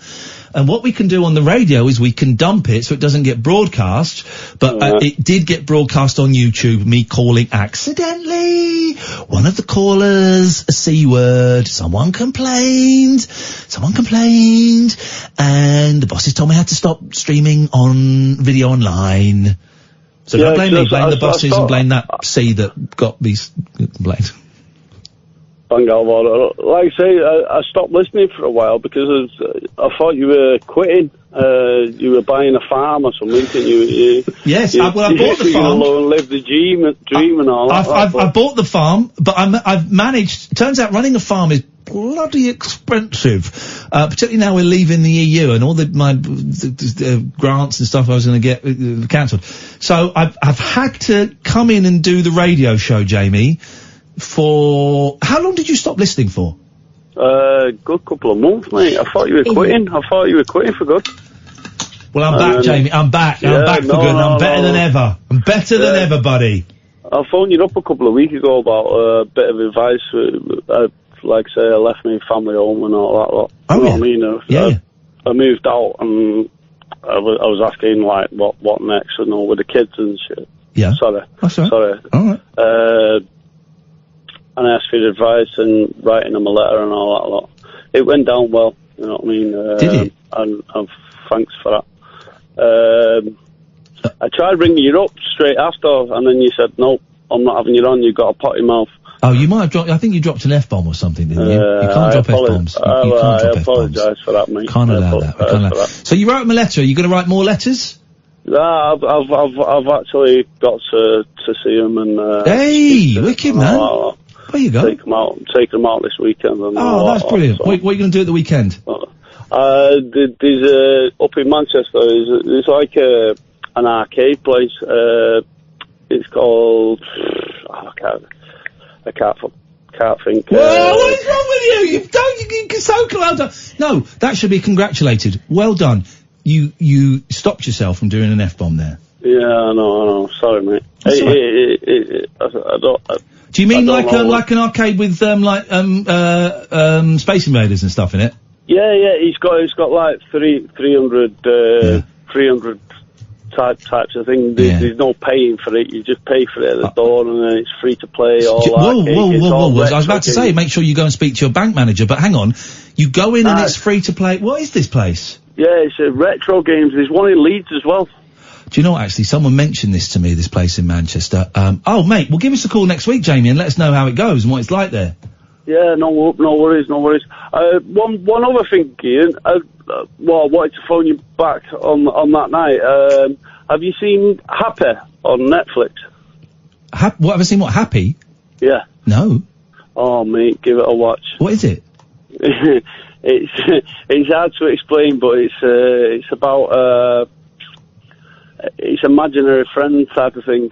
It's an imaginary friend of a little girl, and it takes over the father. Mate, you'd have to watch it. Jamie, I'm in. Let us know how this place goes. Catherine Boyle, welcome. You can speak now. Okay, well, I like it that way, so I've won twice. 2-0 to the Arsenal. Isn't that right, Catherine? Yeah, that's right. Yeah, that's right, Ian. You're so right, so fine. Oh, you're a fine-looking man. Oh, yeah, you are a hot piece of ass, baby. Oh, hi, Chihuahua. Oh, yeah, baby. Oh, yeah, baby. Hot Chihuahua potatoes in the supermarket store. Yeah, man, at the 5 and dime. Have a look at yourself. What do you mean? Experience the unconventional, Evening, boss. the unpredictable, and the completely unorthodox. Exactly. With rule-free Iain Lee. The Late Night Alternative with Iain Lee. I've got no internet for the last 4 days. On Talk Radio.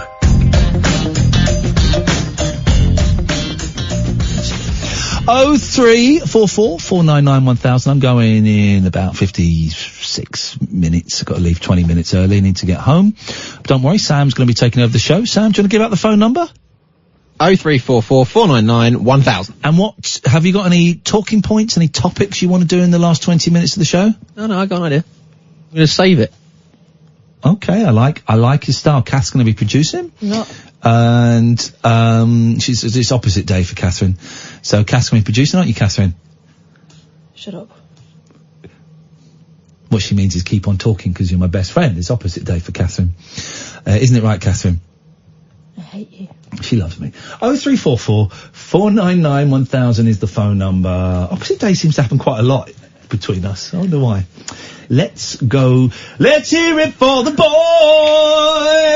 It's a great song. Let's hear it for my baby. Well, yeah. Let's hear it for the boy. Oh, yeah. Let's hear it. I say, listen to that song. Who's on the phone, Ian? I don't care. Let's hear it for the boy. Denise Williams. Yes, man. Here we go. That's, what's wrong with you? I'm just getting some good music. It's summer. Summertime fun time.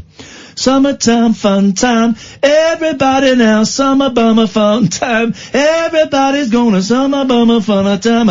Everybody get down to the beach tonight. I could write a song for the Beach Boys. I'm really on fire tonight. No, played on the guitar, this. My baby. See if I can remember all the words. I'm going to say no. My baby, he don't talk sweet, but that's alright by me. No. Yeah. Cause he loves me, loves me, loves me. He's always got the real delivery way. Stop! And baby, he don't look right, but that's all very he can. Oh no, I don't. Baby, he's no Romeo, but he's a one-man shopping show. Let's hear it for the boy. Let's give the boy a hand. What are you laughing for? One-man shopping show? You can't say that. Let's hear it for my baby. You know I gotta understand. Here's the weird thing. Have you seen the video for this?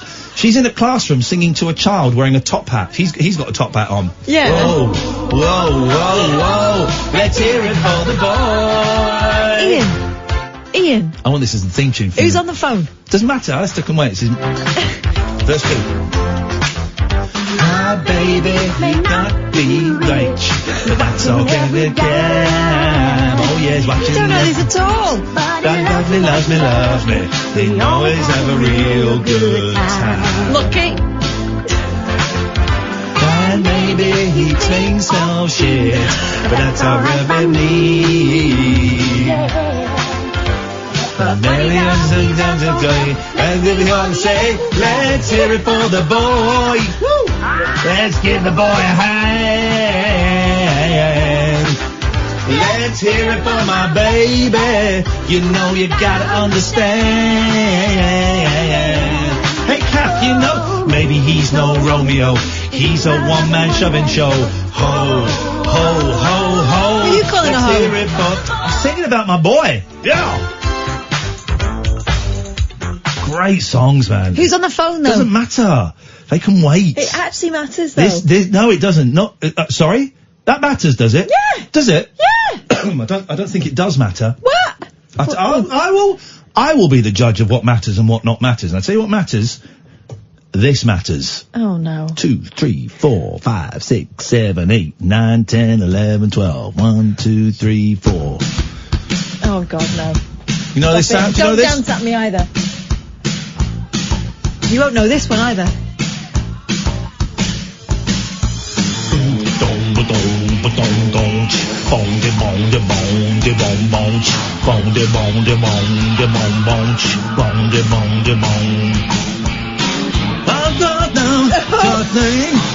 I'm rocking my strings.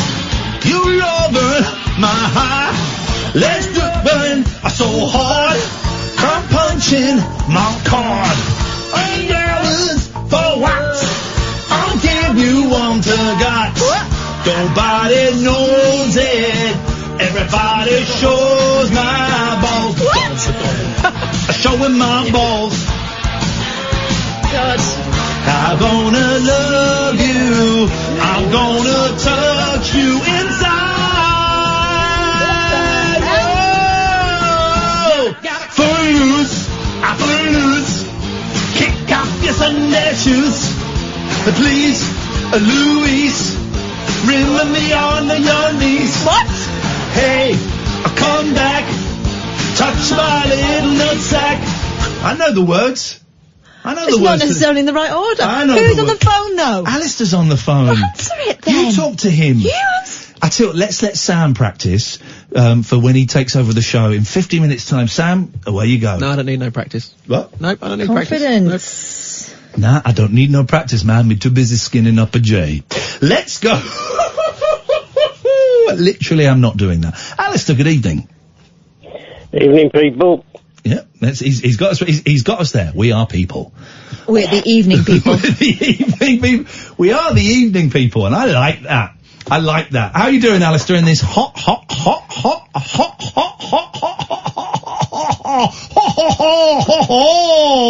weather? Well, first of all, 68 days. and feeling good. In 70 minutes, you're going to be 69 days, and that's always fun. That's always fun. That's always fun. 69 is a special number. That's the magic number. Anyway, I wanted to mention a couple of things, Ian. Yes. First of all, what about Michael Jackson? And then I saw Dr. Sarno's film as well. Yeah. Oh, yeah. So, Michael Jackson, I think that I saw the documentary, and I thought that, like yourself at the time, I thought it was very believable what was being said by those two gentlemen. Yep. And I kind of, I'm thinking, well, as you mentioned it tonight, I started thinking about it as well. Yeah. And I think, well, whatever happened, it was inappropriate that the way that he invited kids into his bedroom, regardless of what went on. So I don't suppose I know, or no one knows exactly, apart from the two people concerned in that case, and maybe others. But so I can't really judge. I mean, all I can say is that the Carl Beach thing was horrendous, because it did actually damage the people who have been genuinely abused may not come forward, and I was very angry about that personally, because of kind of what happened to me. But I mean, it's a very difficult. I think Michael Jackson, there was something wrong there, but I don't know exactly what happened, and I'll leave it at that. Does my voice sound different if I do this? Do I sound evil? Or what do I sound like to you? Just thinking of, I was thinking of different effects we can use. What does this sound like to you? Bit spooky, yeah. Spooky. Okay, spook. I'm a ghost I'm a dead ghost. And, I would like to very much spook you, but I need your permission. Catherine, do I have your permission to spook you? Nope. Oh, go on. Please. Don't like being spooked.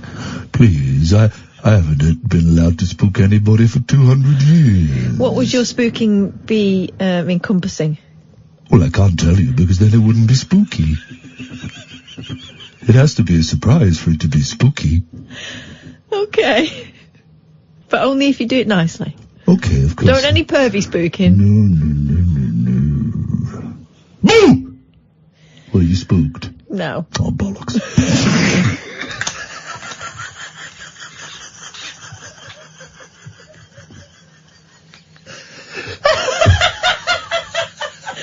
That's exactly the kind of ghost you're going to be.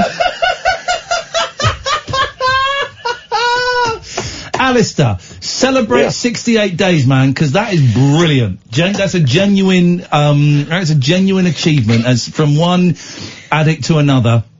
68 days is great, man. You're doing wonderful progress, Alistair. And sometimes you kind of, I know what it's like. You kind of think I should be getting more pats on the back and stuff like that. And unfortunately, life isn't. And I'm not saying you're feeling that, but unfortunately, life you don't get that many pats on the back. But I'm giving you a pat on the back, brother. You're doing brilliantly, Alistair. And it's so nice to hear the human being that I always knew, that me and Kath always knew was in there. It's nice to hear the decent man in there. So thank you very much.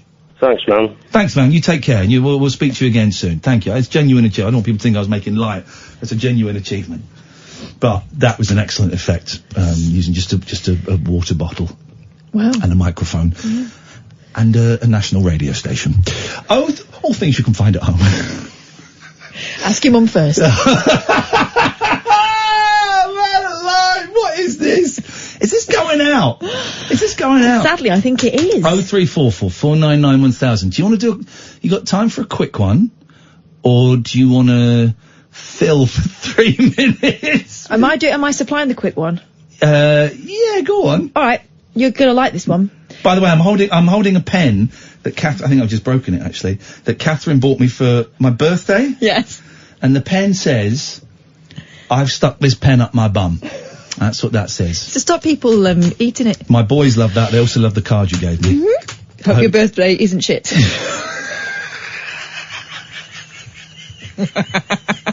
Well, say what you mean. My boys, when they came round last time, they just kept wandering out into the kitchen. I said, where are you going? Oh, we just want to go and read Catherine's birthday card. Dean Morris cards, everyone. 58.50, Catherine. Pilot offers private Mile High Club flights for amorous passengers. Okay. Idea invented by aviation pioneer Lawrence Sperry, who you won't be surprised to hear also invented the autopilot. Mr. Sperry reportedly christened a Curtiss flying boat with socialite Mrs. Waldo Pierce while flying over New York in November 1916, the dirty old goat. They were the first ones to do it. Yeah. Since then, the Mile High Club remained a somewhat exclusive fraternity, with very few people actually managing to pull off high-latitude shenanigans. But Scott Conaway has the answer for anyone desperate to get it on at 5,000 feet. His business, Mile High TC, operates a light aircraft that's been fitted with a double bed and a discreet curtain so the pilot can't see what you're up to. So really, it's like your mate buying a transit van and putting a mattress in the back. Yeah. There's a picture. Oh, I found his website. Oh. It's like no.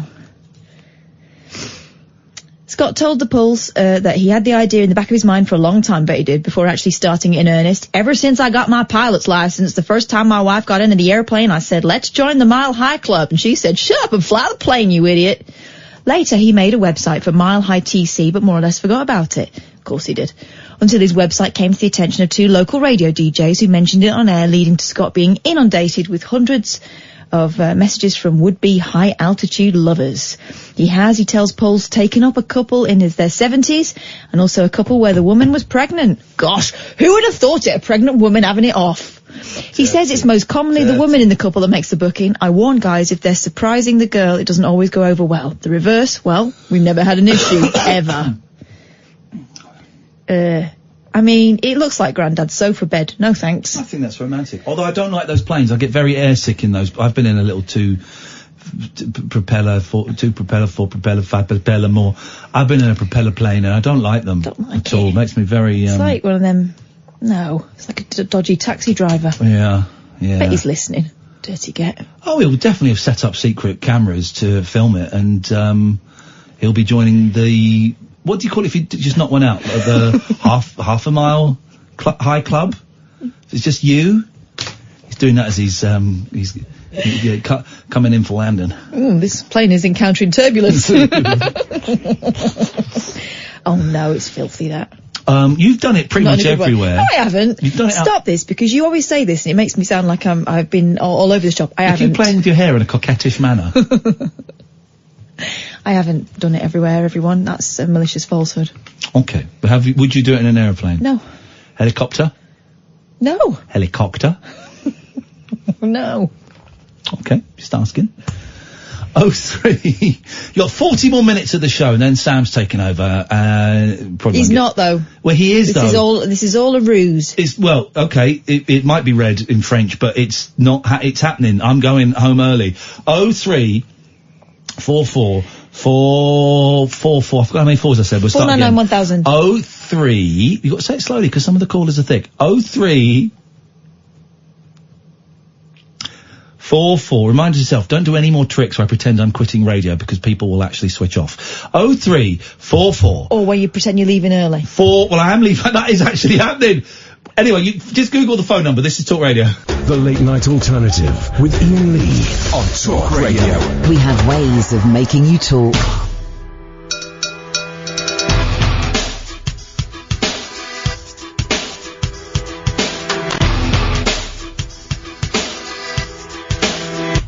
This is when the party ends. I can't stand here listening to you and your racist friend.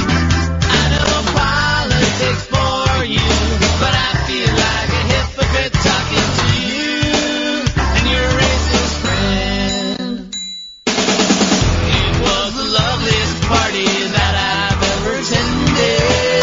If anything was broken, I'm sure it could be mended. My head can't tolerate this bobbing and pretending. Listen to some bullet head, the madness that he's saying. This is where the party ends. I just sit here wondering how you stand by your racist friend. I know politics for you, but I feel like a hypocrite talking to you.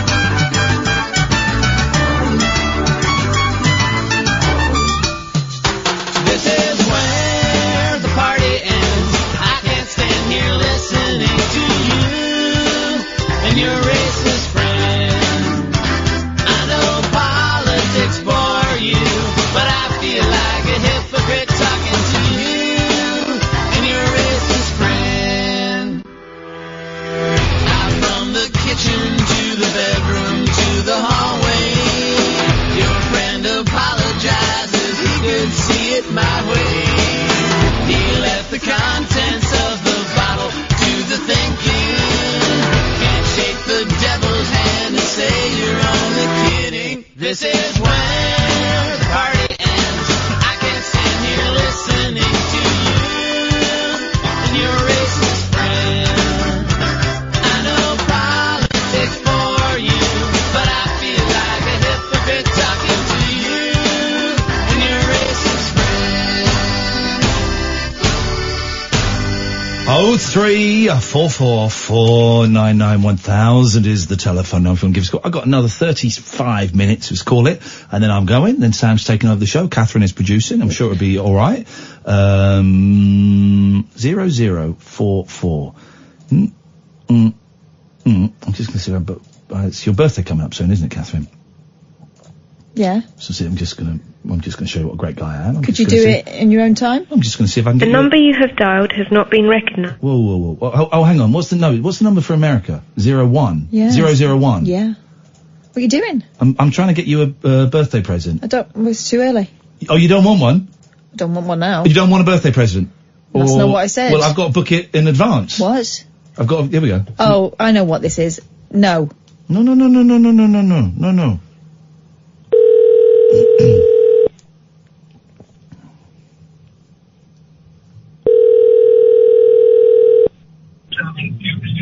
Scott. Hey, is that Scott? Yes. Hey, Scott, this is Iain Lee. You're live on Talk Radio in the UK at the moment. I hope that's okay. I guess it is. Dude, we just heard about your Mile High Club. What the hell is going on? This sounds awesome. It is. How long you been doing this for? The first one, I think, was August 2nd, 2012. Okay, you think you know the date very specifically. It's such very specifically. It's such a great idea. I don't know if you know, you probably know, it's kind of become a little bit of a news story over here, and we were talking about it just before the news. Is it true you started doing it, it was just a joke, and then it kind of became a thing? I got my pilot's license. Every time my wife would get in the plane with me, I'd tell her, come on, baby, let's join the Mile High Club. Come and she'd on, tell baby. me, shut up, you idiot. I love it. Who's going to fly the airplane? Oh, don't worry. Wait, it won't take long. It'll be all right. I like Scott's style. I really do. I like your style. And if this is not too personal a question, sir, are you and your wife members of the Mile High Club? I cannot confirm or deny if my wife is a member, but I have certificate number 1. This guy's a player. How popular is it? 'Cause it's not that expensive. It's something like $350 for an hour, isn't it? $3.90 an hour, right? It's actually going up in September. Okay, so it's going up at the end of the year. But do you do discounts if they only take 10 minutes? Sometimes 10. Sometimes I got to rock the wings at 45 minutes. Tell them to get back in their seats. And people, genuinely, brother, I think this is such a good idea. It's such a fun idea. People are going for it. How many flights have you had? How many certificates have you dished out? You know, I don't have the exact number on. I wasn't in the very beginning. I wasn't keeping track with numbers. Yeah. I don't know. I could hazard a guess, but my background's engineering, so if I can't be accurate, I don't give out numbers. You don't want to get involved at all. And what do you?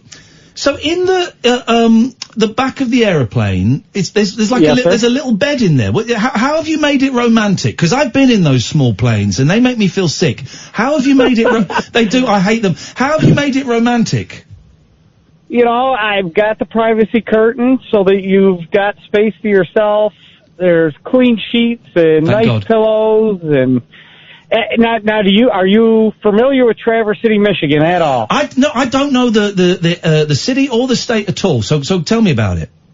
One of the most beautiful places on the face of the planet. Yeah. So when you're in an airplane up here, it's breathtaking. It honest to goodness will take your breath away. So it's a very romantic spot. So it's probably best if you're doing it from behind. So you can both look out of the window, I'm guessing. Would that make sense? You can see the view. Everybody behind me can see out the windows for sure. Okay, great. That's good. But so you're You're going over. I love you so much, man. This is such a great idea. We're going to plug the hell out of your website for anyone that's coming over there. Well, you got to come over to see me. Oh, dude! Well, this is the thing. It's my producer's birthday soon, Catherine, and Catherine, maybe I could treat you to a trip in... I'm fine. I'm fine. Yeah, I'm happy to pay $400. I will pay that for you. Well, thank you. No, it's very kind. Okay, so maybe. That's a maybe. That's what I heard was waiting for sure. Can I ask you, Scott? Does your wife get jealous that you're you've got so many people having sex behind your back? No, because she knows that there's never going to be a concern. We do 20 years this August 7th. We're going on a cruise for our 20th anniversary. You're joking. Your 20th anniversary in a few weeks. That's incredible, man. Congratulations. Let's put it this way. I married way, way, way up. Yeah. So I got nowhere to go but down. I'm not going down. I'm going to keep going up. I love the fact that the guy that runs a Mile High Club flight service is going on a boat. He's had enough. She said we are definitely not going in an airplane anywhere. And have you, Scott? That one. What's your wife's name? Danielle. Daniel? Danielle. Okay. Well, listen, that's great. Congratulations on 20 years. That's an achievement, man. So you should both be proud of that. Sure. But have you never had anyone in the they're in the back, they're enjoying the flight, and then they say, "Oh, Scotty, would you mind opening the curtain, Scotty?" No, it's never gotten that crazy. Okay, well, good. I'm glad. It's actually, I hate to use the pun, kind of anticlimactic. Oh, Scott, I love you, man. Listen, thank you so much. You've been such a good sport. Congratulations on 20 years of marriage. That is a real achievement. Where's the cruise going? Caribbean. Oh, man alive. Hey, listen, lots of love to both of you, and I really appreciate you coming on. Thanks a lot, man.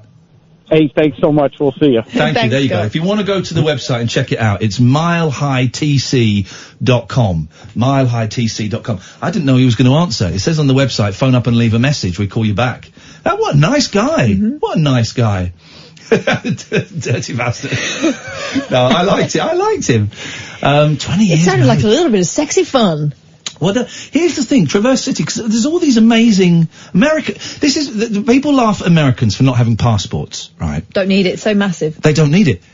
They have everything. They have everything from literal deserts to snowy tundra, and everything in between. I'm so glad I remembered the word tundra. Well done, I was very impressed. Thank you. And they have everything in between. So why would they need to go anywhere else? They've got everything. Is that the place? Traverse City looks pretty nice. It does look great. I do sometimes. The place I know best in America is New York. I think I know New York quite well. I've been maybe 6-7 times. Love it. Been to LA a couple of times. Hate it. Boston's great. I haven't been to Boston. I've done San Francisco, but that was like a really brief thing. I was working and I was drinking a lot. Seattle I did like 2 nights. But that's it. Vegas. Vegas is horrendous. I hated Vegas. But that's it. I don't know. And there are all these amazing places like Traverse City and the Rockies. My sister used to live in Georgia. That was a beautiful place. I want to go to New Orleans. I want to see all these incredible places. What are you going to do? Probably not going to go and see them. Probably going to...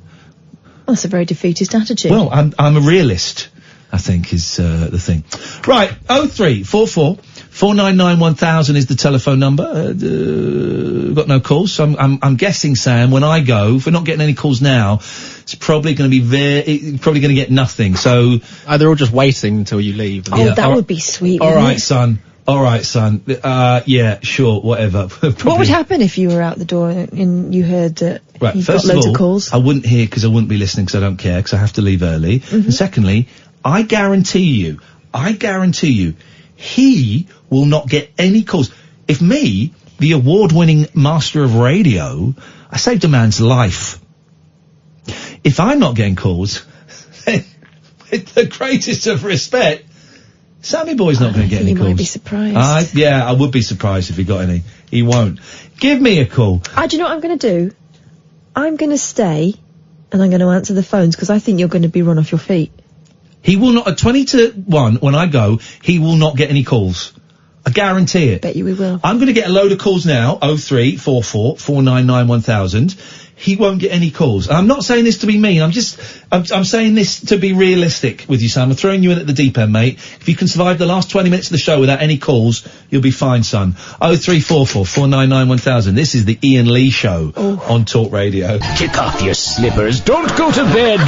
The party is just starting. You can sleep when you're dead. The Late Night Alternative with Iain Lee on Talk Radio. Okay, I think, there's a phone call. If you could take that for me, Sam. I can see that Ray, if you could answer that for me. Thank you. Thank God. 0344 499 1000 is the, telephone number if you want to give us a call. Yeah. I had...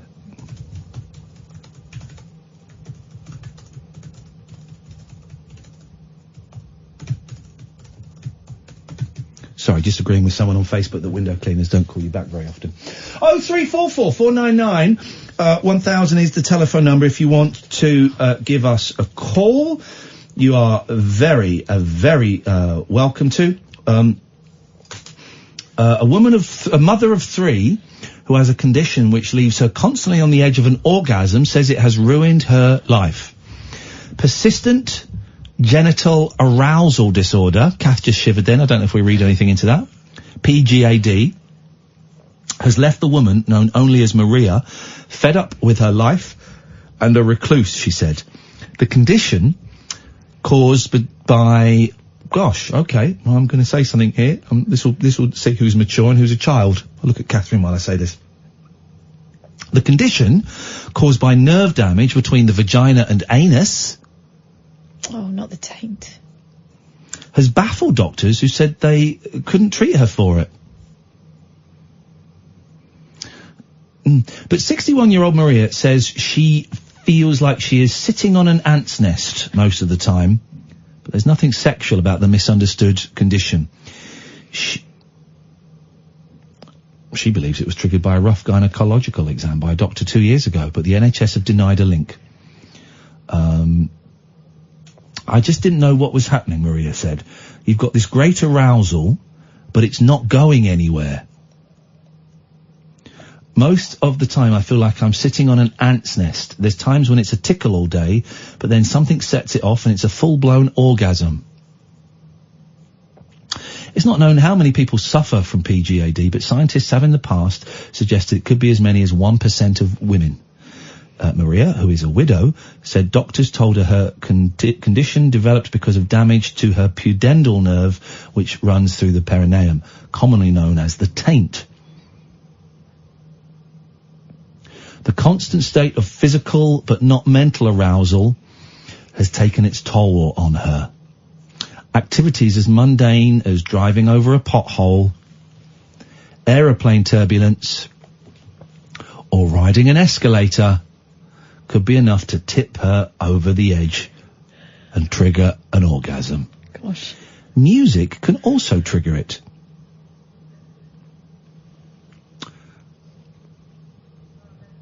Maria said, gosh, well, this I can identify with. Maria said she's had orgasms from the vibrations caused by playing the violin and this is, I've experienced this, at a Shania Twain concert. She's had orgasms because of a fiddle? And at a Shania Twain concert, where she is a very great performer. I don't know how many women could say they went to a Shania Twain concert and she made them orgasm, she said. Gosh, that doesn't impress me much. 90% of my life has been wrecked. So 90% is wrecked. 10%, fantastic. No, 10%, not so great either. Oh. I had to give up volunteering because just moving can set it off. What if everyone just got used to it and started ignoring it? You know, like some people, if you live with someone who has Tourette's, you start not to notice it anymore. She has tried numbing gels, pelvic floor physiotherapy, and steroid injections directly into her clitoris. Oh! But none of them have worked.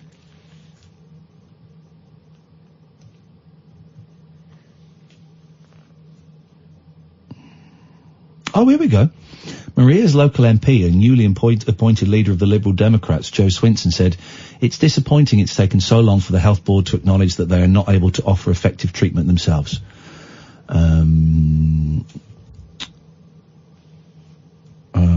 Okay. Yeah, okay, alright. Thank you for that, I appreciate that. Gosh, very nasty. Very, very, very nasty, as my, northern compadre says. Nasty. It's reet nasty, that is. I didn't say reet. No, but you thought it. Let's go to Diana. Good evening, Diana. Hello, Ian. Hey, hello, Diana, Kath. how you doing? Lovely to hear from you both. Speak to you. Thank you. Welcome to our world. What can we do for you? I've got to speak. We've got you, we've got Ray, got loads of calls coming in for me. I'm leaving in 18 minutes, 30 seconds. So, Diana, so we've got to, I don't want any of my calls to drift over into Sam's slot. He's very nice though, isn't he, Sam? Well, it's much nicer than Ian. Well, I mean, that's the obvious thing to say. But I don't want any of you entering Sam's slot, okay? You belong to me. You belong to me. No, I just wanted to tell you that I did an 80th birthday party on Saturday night. Oh, and I bet they loved a bit of Neil Diamond, did they? Well, the only thing I knew was that the old chap, and he was quite fit for his age, really. He loved rock and roll. Put another dime in the jukebox, baby. Yeah, so it was all, and I was one of the youngest people there. So we had rock and roll, and then they had, this went on for about 5 hours, and then I thought, when they had a bit of a sit down, so I'm getting a bit tired, so I thought I'd put, Abbey Road on by the Beatles. What? I reached over and put Abbey Road on, and put on Golden Slumbers, Carry That Weight in the end. Hang on a minute, you played one side of a record? As a DJ? Well, just free. Well, it gets very hot, don't incredibly. And the interesting thing was, about half a dozen of them got up and started waltzing round to it. Ah, beautiful. They all knew it. Well, here's the thing, right? So if they were 80... Well, they were mostly in their 70s. He was 80. All right. Well, then they would have been 25 when that album came out. Of course they would have done, yeah. They would have been... This is the thing. I always think... Yeah. I mean, you know, old people, you think, old people are always, well, not you, but people often think old people can be into like Frank Sinatra and classical music. Well, they might be, but old people now, they were in their 20s when the Stones were out there doing their stuff. They are the bloody Stones. Yeah, they are the Stones, exactly. But I mean, that Golden Slumbers is lovely, isn't it? Yeah, it's a great, that is a great bit. It's a great. That would get me a bit tearful. It does. It's a really powerful. What is it? It's about 8-9 minutes long. It's a really, probably not that long actually. Because I'm always thinking to myself when I'm listening to that the Beatles are coming to an end, which of course they were. Yeah. No, it does feel like it's kind of a shame that Let It Be came out after that, even though it was recorded before, because that feels that little 5-6 minutes at the end of that feels like the perfect end to the 60s, to the Beatles, and to everything. But then you got to listen to. At the end, he came up and had a chat and. Oh, he loved it, and he told me that he'd seen the Beatles when he was young. Oh. And he'd seen Chuck Berry. Now, of course, I saw Chuck Berry years later. But so, no, it was lovely. And I just thought I'd tell you that little Beatles story. Oh, that's brilliant. Hey, thank you for that. Here's the thing, Diana. I'm sure you know this, and I'm sure you're told this, but what you do is magic. What you do is you create magic by playing music for the birthday parties and weddings and all these different things that you do. I know it's quite easy to sneer a gigging DJ, but you're creating magic. And one of the most important people at my wedding was the DJ. 120 people there. Beautiful. And they all stayed there. Now, if they'd have had that young lad with his laptop on and his back baseball cap, and they'd have all gone home after half an hour.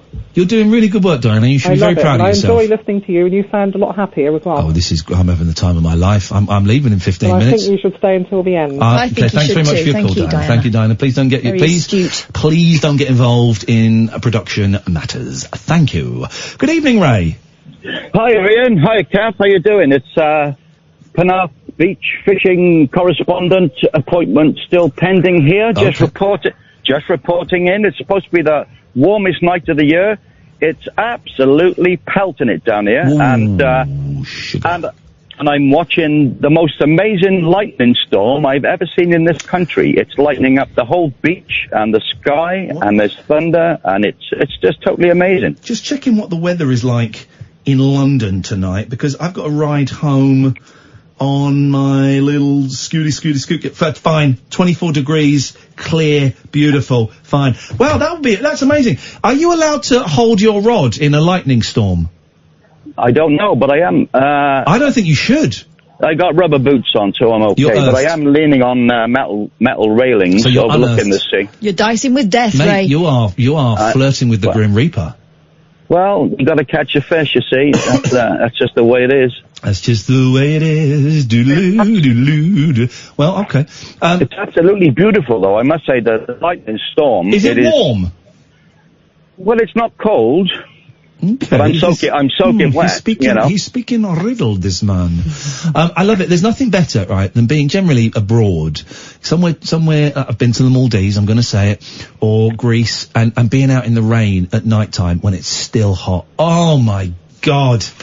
Wonderful. When it rained in the jungle, it was bloody freezing. But when you got tropical rain like that, oh, it's the best, man.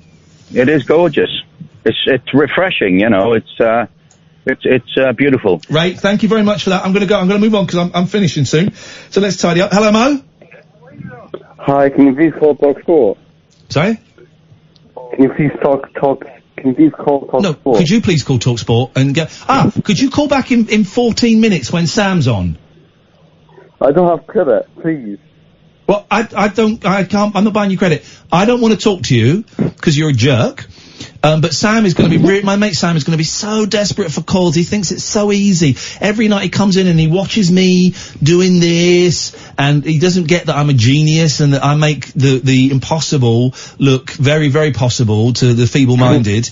And he thinks it's going to be really easy. He thinks at 22 he's going to come in, do the show, and he's going to get shed loads of phone calls. Now, of course, we know that isn't going to happen, Mo. Sorry? Who's Sam? What? Who's Sam? He's the guy who answers the phones, mate. Oh, yeah, he'll probably get it. I reckon he'll get more phone calls than you. Shut your face, you idiot.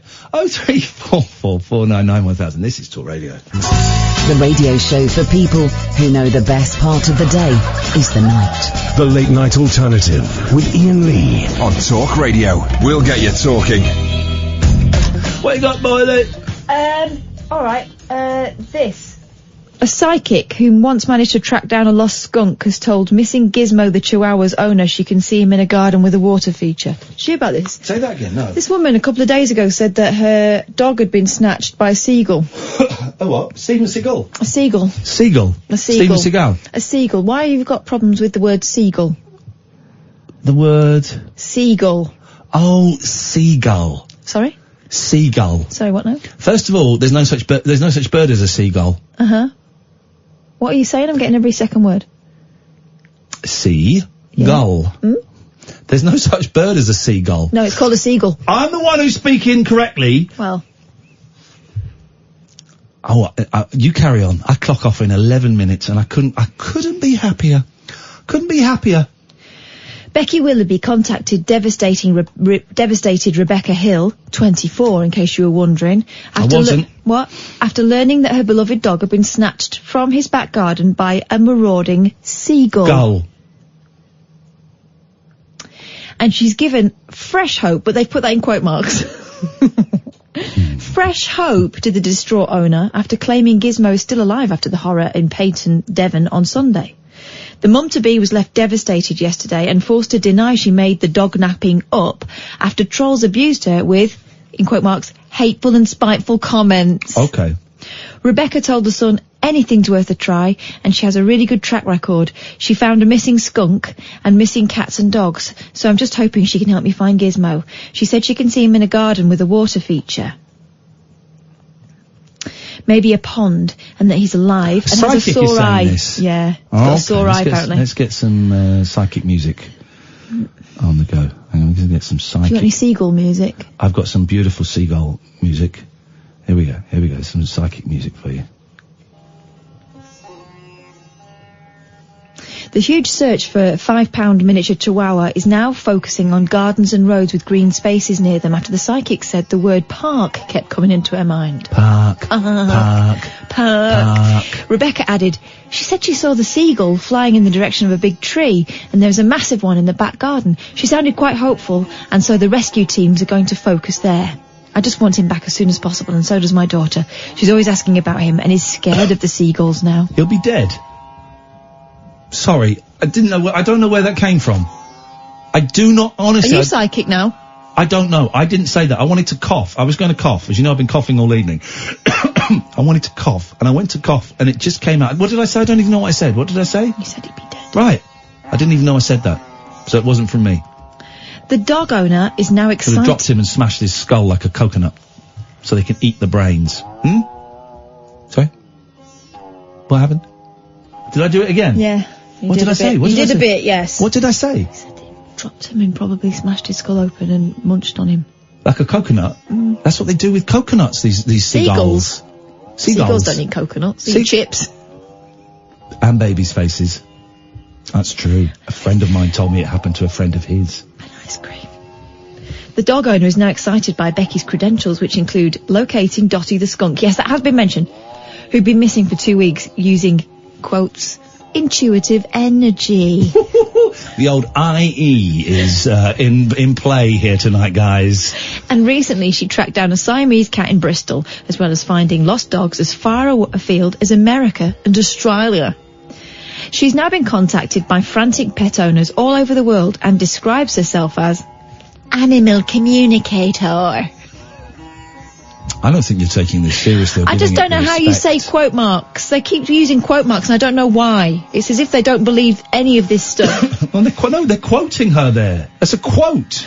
Becky, who says she's been described as a real-life Brandon Stark from Game of Thrones. You're doing Susan's both... You're doing Susan's voice to indicate a crazy woman. No, I'm not. Susan's voice is... As they Go on, both... Do it as Susan. Okay, so the quote marks from now on are doing Susan's, right? Yeah. She's been described as a real-life Brandon Stark from Game of Thrones. As they both get feelings in and hear things. Is positive Gizmo is alive. She said, I've contacted with him telepathically and energetically with photos of Gizmo she's sent me. I've told her I can see him alive, but he's injured in a garden somewhere nearby with a pond nearby. I've told her to get her neighbours to check under sheds and bushes, as I feel he's still alive. Rebecca's very upset, so I'm trying to do all I can to help her. Hang on a minute. Sorry, and hopefully we can get Gizmo back to her. Did she see the dog being picked up by a gull? No, only in her mind's eye. So the psychic woman, Susan, saw the dog being picked up in her mind's eye. The owner of the dog didn't see it. I don't know. What? You're telling us the story, mate. So yeah, but it's not part of this. This is the progression of the original story. Do you remember when that dog and that sheep that were best mates ran off together? Yeah. And the dog ate the sheep. Well, we never heard of them again, did we? I think the dog ate the sheep. I think they went to find a community where their love could be allowed to continue. I think that dog had a horn. Once he realised that horn could not be reciprocated, he ate it. He was a vor. A vor. So the dog is dead. Susan has predicted that the dog is... I've totally missed... I'm not even listening to this story. Actually, I've been sidetracked by something more interesting. Oh, go on. What you got? A woman-to-be has shared the heart... A woman-to-be? Oh, sorry. A woman has shared... She's definitely a woman. A woman-to-be? A woman as is. Why would you say a woman-to-be? Because underneath it says soon-to-be-married ex-boyfriend. Oh, okay. A woman-to-be. A woman has shared the heartwarming text she received from her soon-to-be-married ex-boyfriend, thanking her for being his first love. But Twitter All quotes users have to be in Susan's voice from now on. But Twitter users can't decide whether it's sweet or weird. Alexis Sanchez Aguilar took to social media to I like post... the name Aguilar. Oh, it's good. To post... Although I knew a guy whose last name was Aguilar and he was an idiot and I hated him and he was rude about a remote control Bob Hope I had. That's a true story. It happened almost 20 years ago. But do you know what? I'm still really angry about it. Came into my house, I had my remote control Bob Hope Golfer it was called. And it was Bob Hope on the front of a golf cart. And basically you drive Bob Hope around. This is a real thing. And then you get to a ball and then you could control him and he'd take a swing. I was really proud of that. And I bet it's worth a lot of money now. Have you still got it? No, I haven't. Because he put shame in me. And he came and he went, what's that?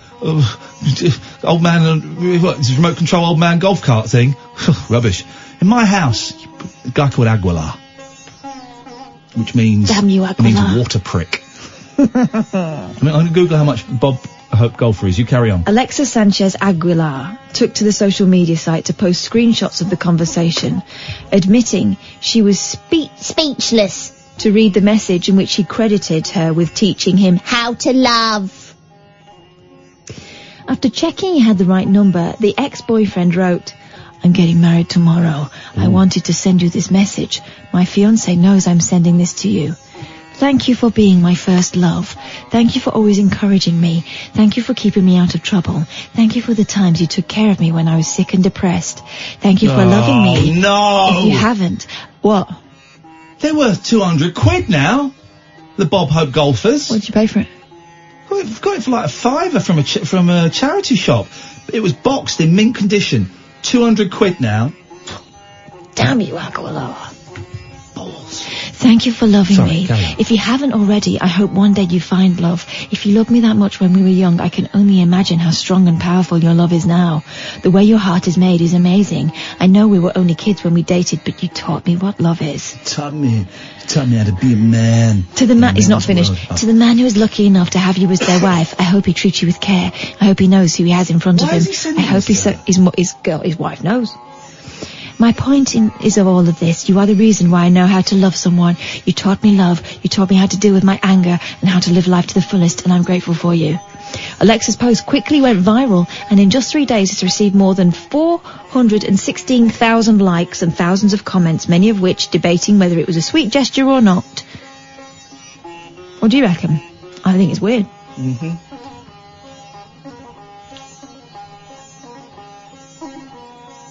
Yeah, I think it's weird. Mm-hmm.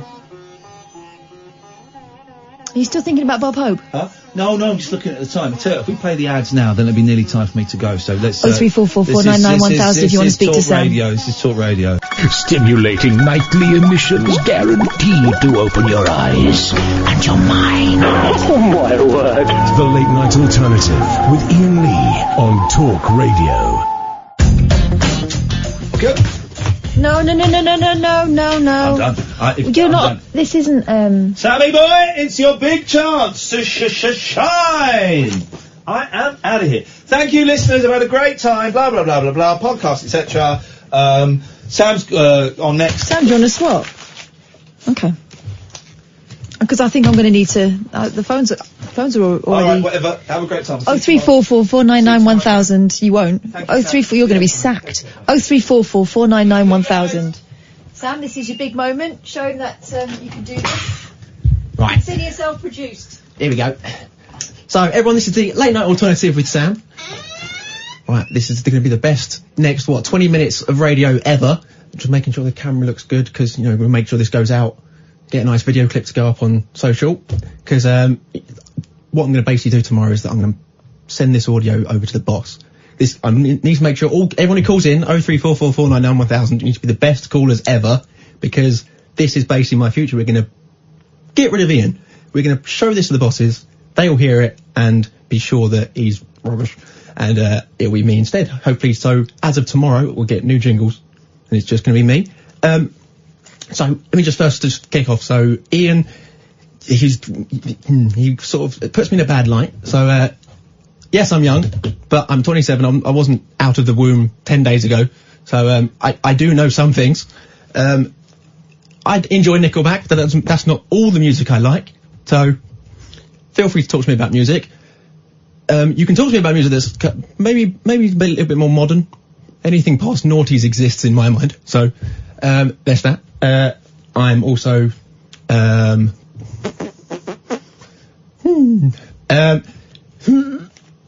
this is hard. So basically, right. I'm trying to think. So we've just got it as the Late Night Alternative with Sam, because my last name, some people might know it, is not very radio friendly, and I think I need to change it. So for future shows, when we get all the jingles made up, we need something that's a little bit more presentable. Obviously, Iain changed his because his last name was bonkers, and I can't exactly shorten mine. So my last name's Bushnell. I can Sammy B.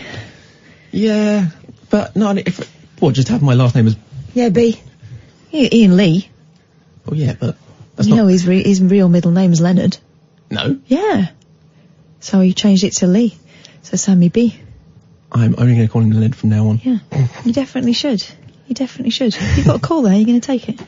No, I'm not. You've not put it through. Oh, are you not going to drag it down? I can't. I thought you were doing this job. You've not put it through. Hang on a second. No, it's not me that's done the bad job. I see how this works. You produce all right for him, then as soon as someone else steps in, you just... Can you not drag it down? No, because you've not put it through. I thought I had. I put it on there. Oh, phone box. Phone box issues straight away. Welcome to his world. There's always problems with the technology, isn't it? It's never the producer. It's not coming up for me. No? You know what? Let's just take this one straight to air. Whoop. Hello, caller, you're on the air.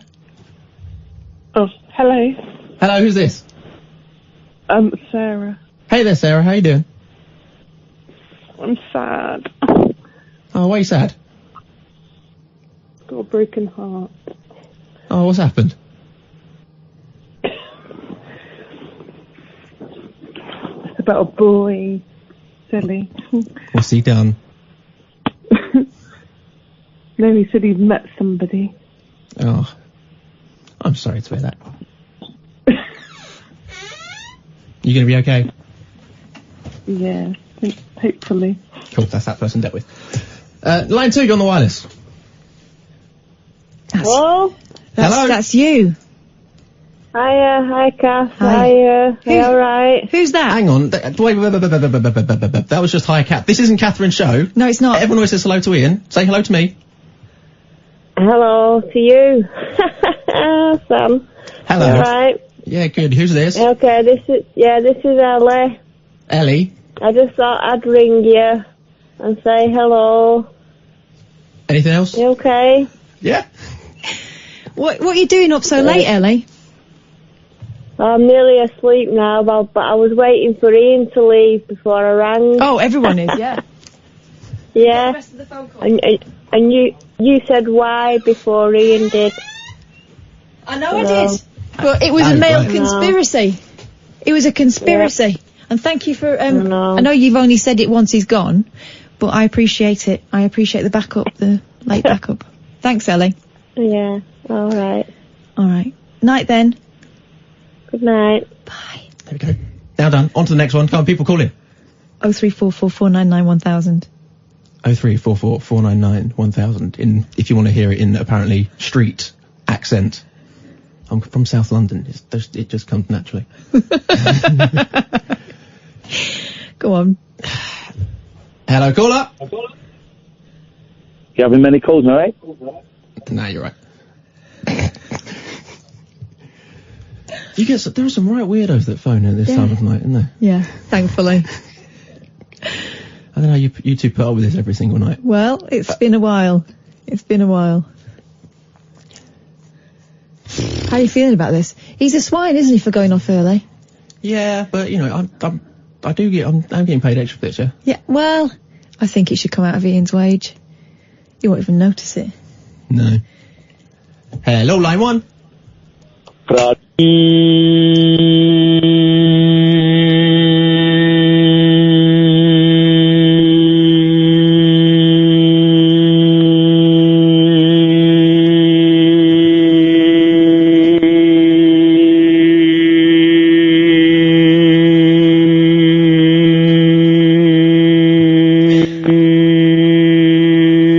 Bugger. No idea. No, don't worry about it. What is that? That was a thing, yeah. Where did that come from? It's from some radio station he used to work at. Was it Absolute? What, so he's run out of ideas and just a long noise, yeah. People used to ring up and challenge him. It is quite a difficult exercise. Were you trained as a singer? I mean, Ian wasn't, but he's just got quite a lot of lung capacity. I wasn't trained as a singer, no. Okay, so it's about sort of slow release of air, and it was a competition. Let's go. Hello, line 1.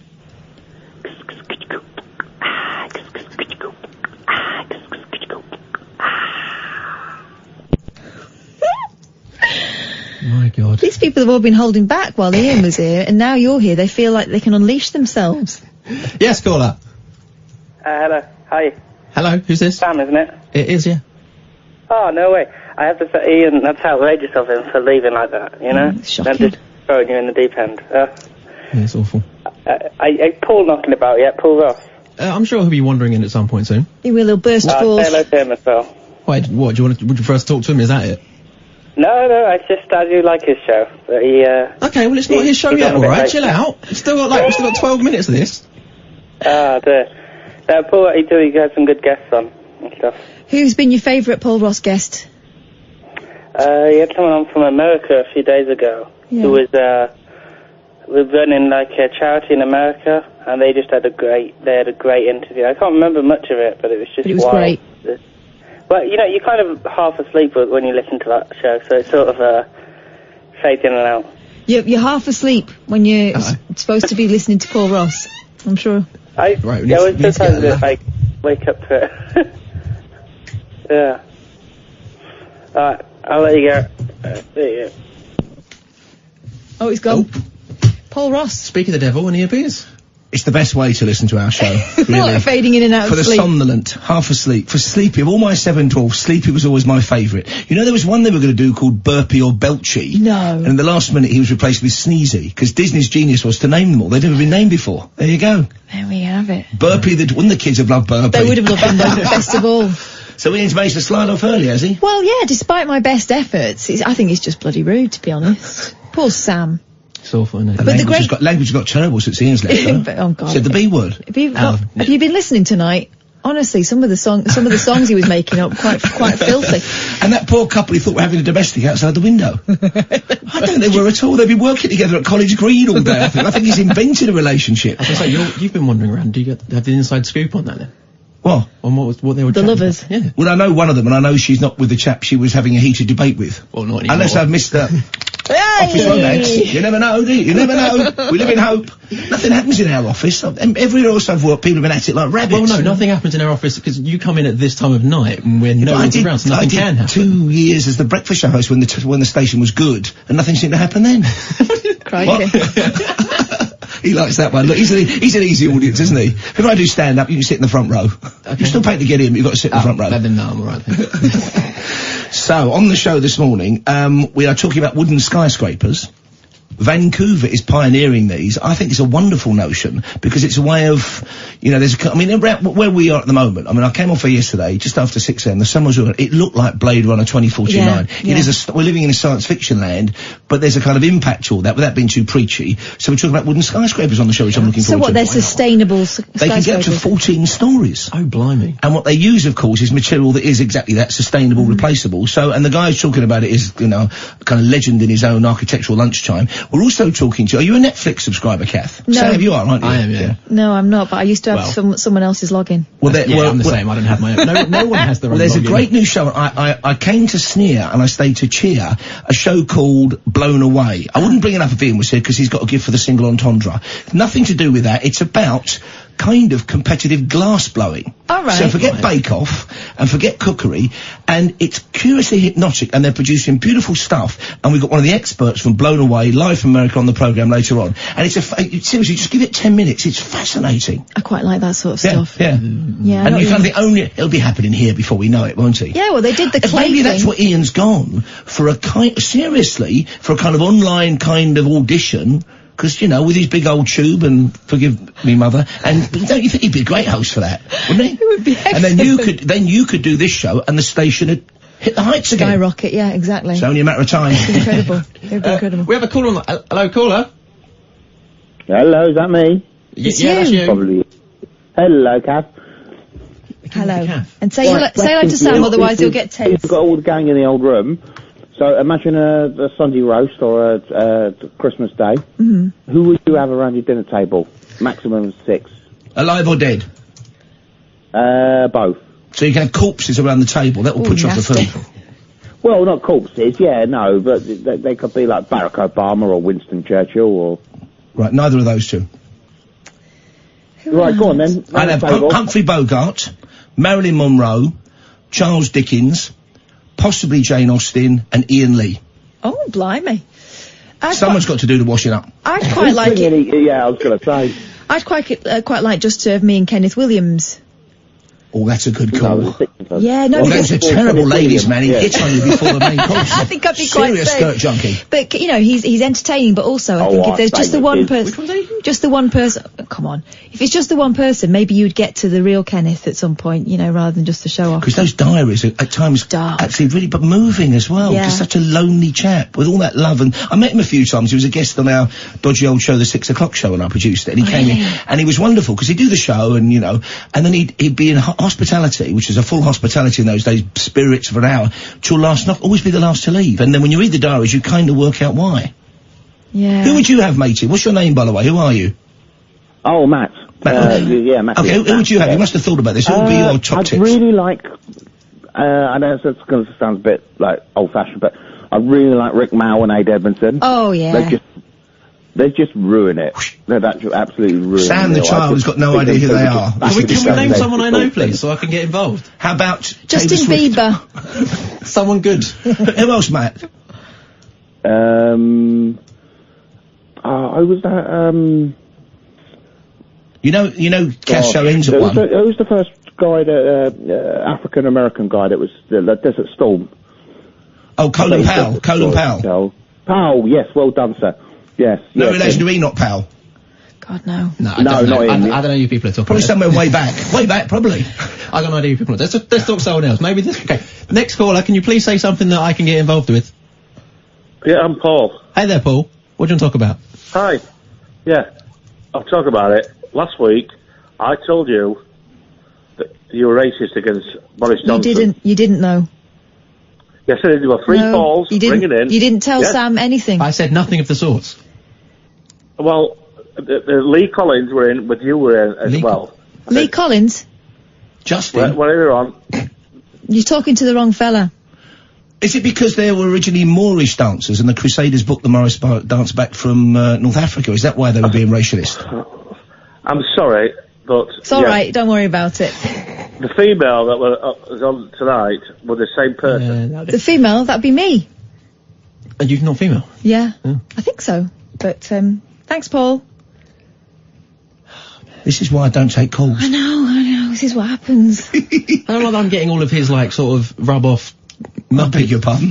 His what? His rub-off? He has rubbed off on you. Has he? Is that what you're saying? That's an H&E matter, right there. Yeah, clearly I've been working with him too long. Did you know it said H&E, not H&R? That's one for the teenagers. H&E was a nudist naturist magazine published in the 50s and 60s, as close as you got to... So in the 50s and 60s, that's why that's for the teenagers?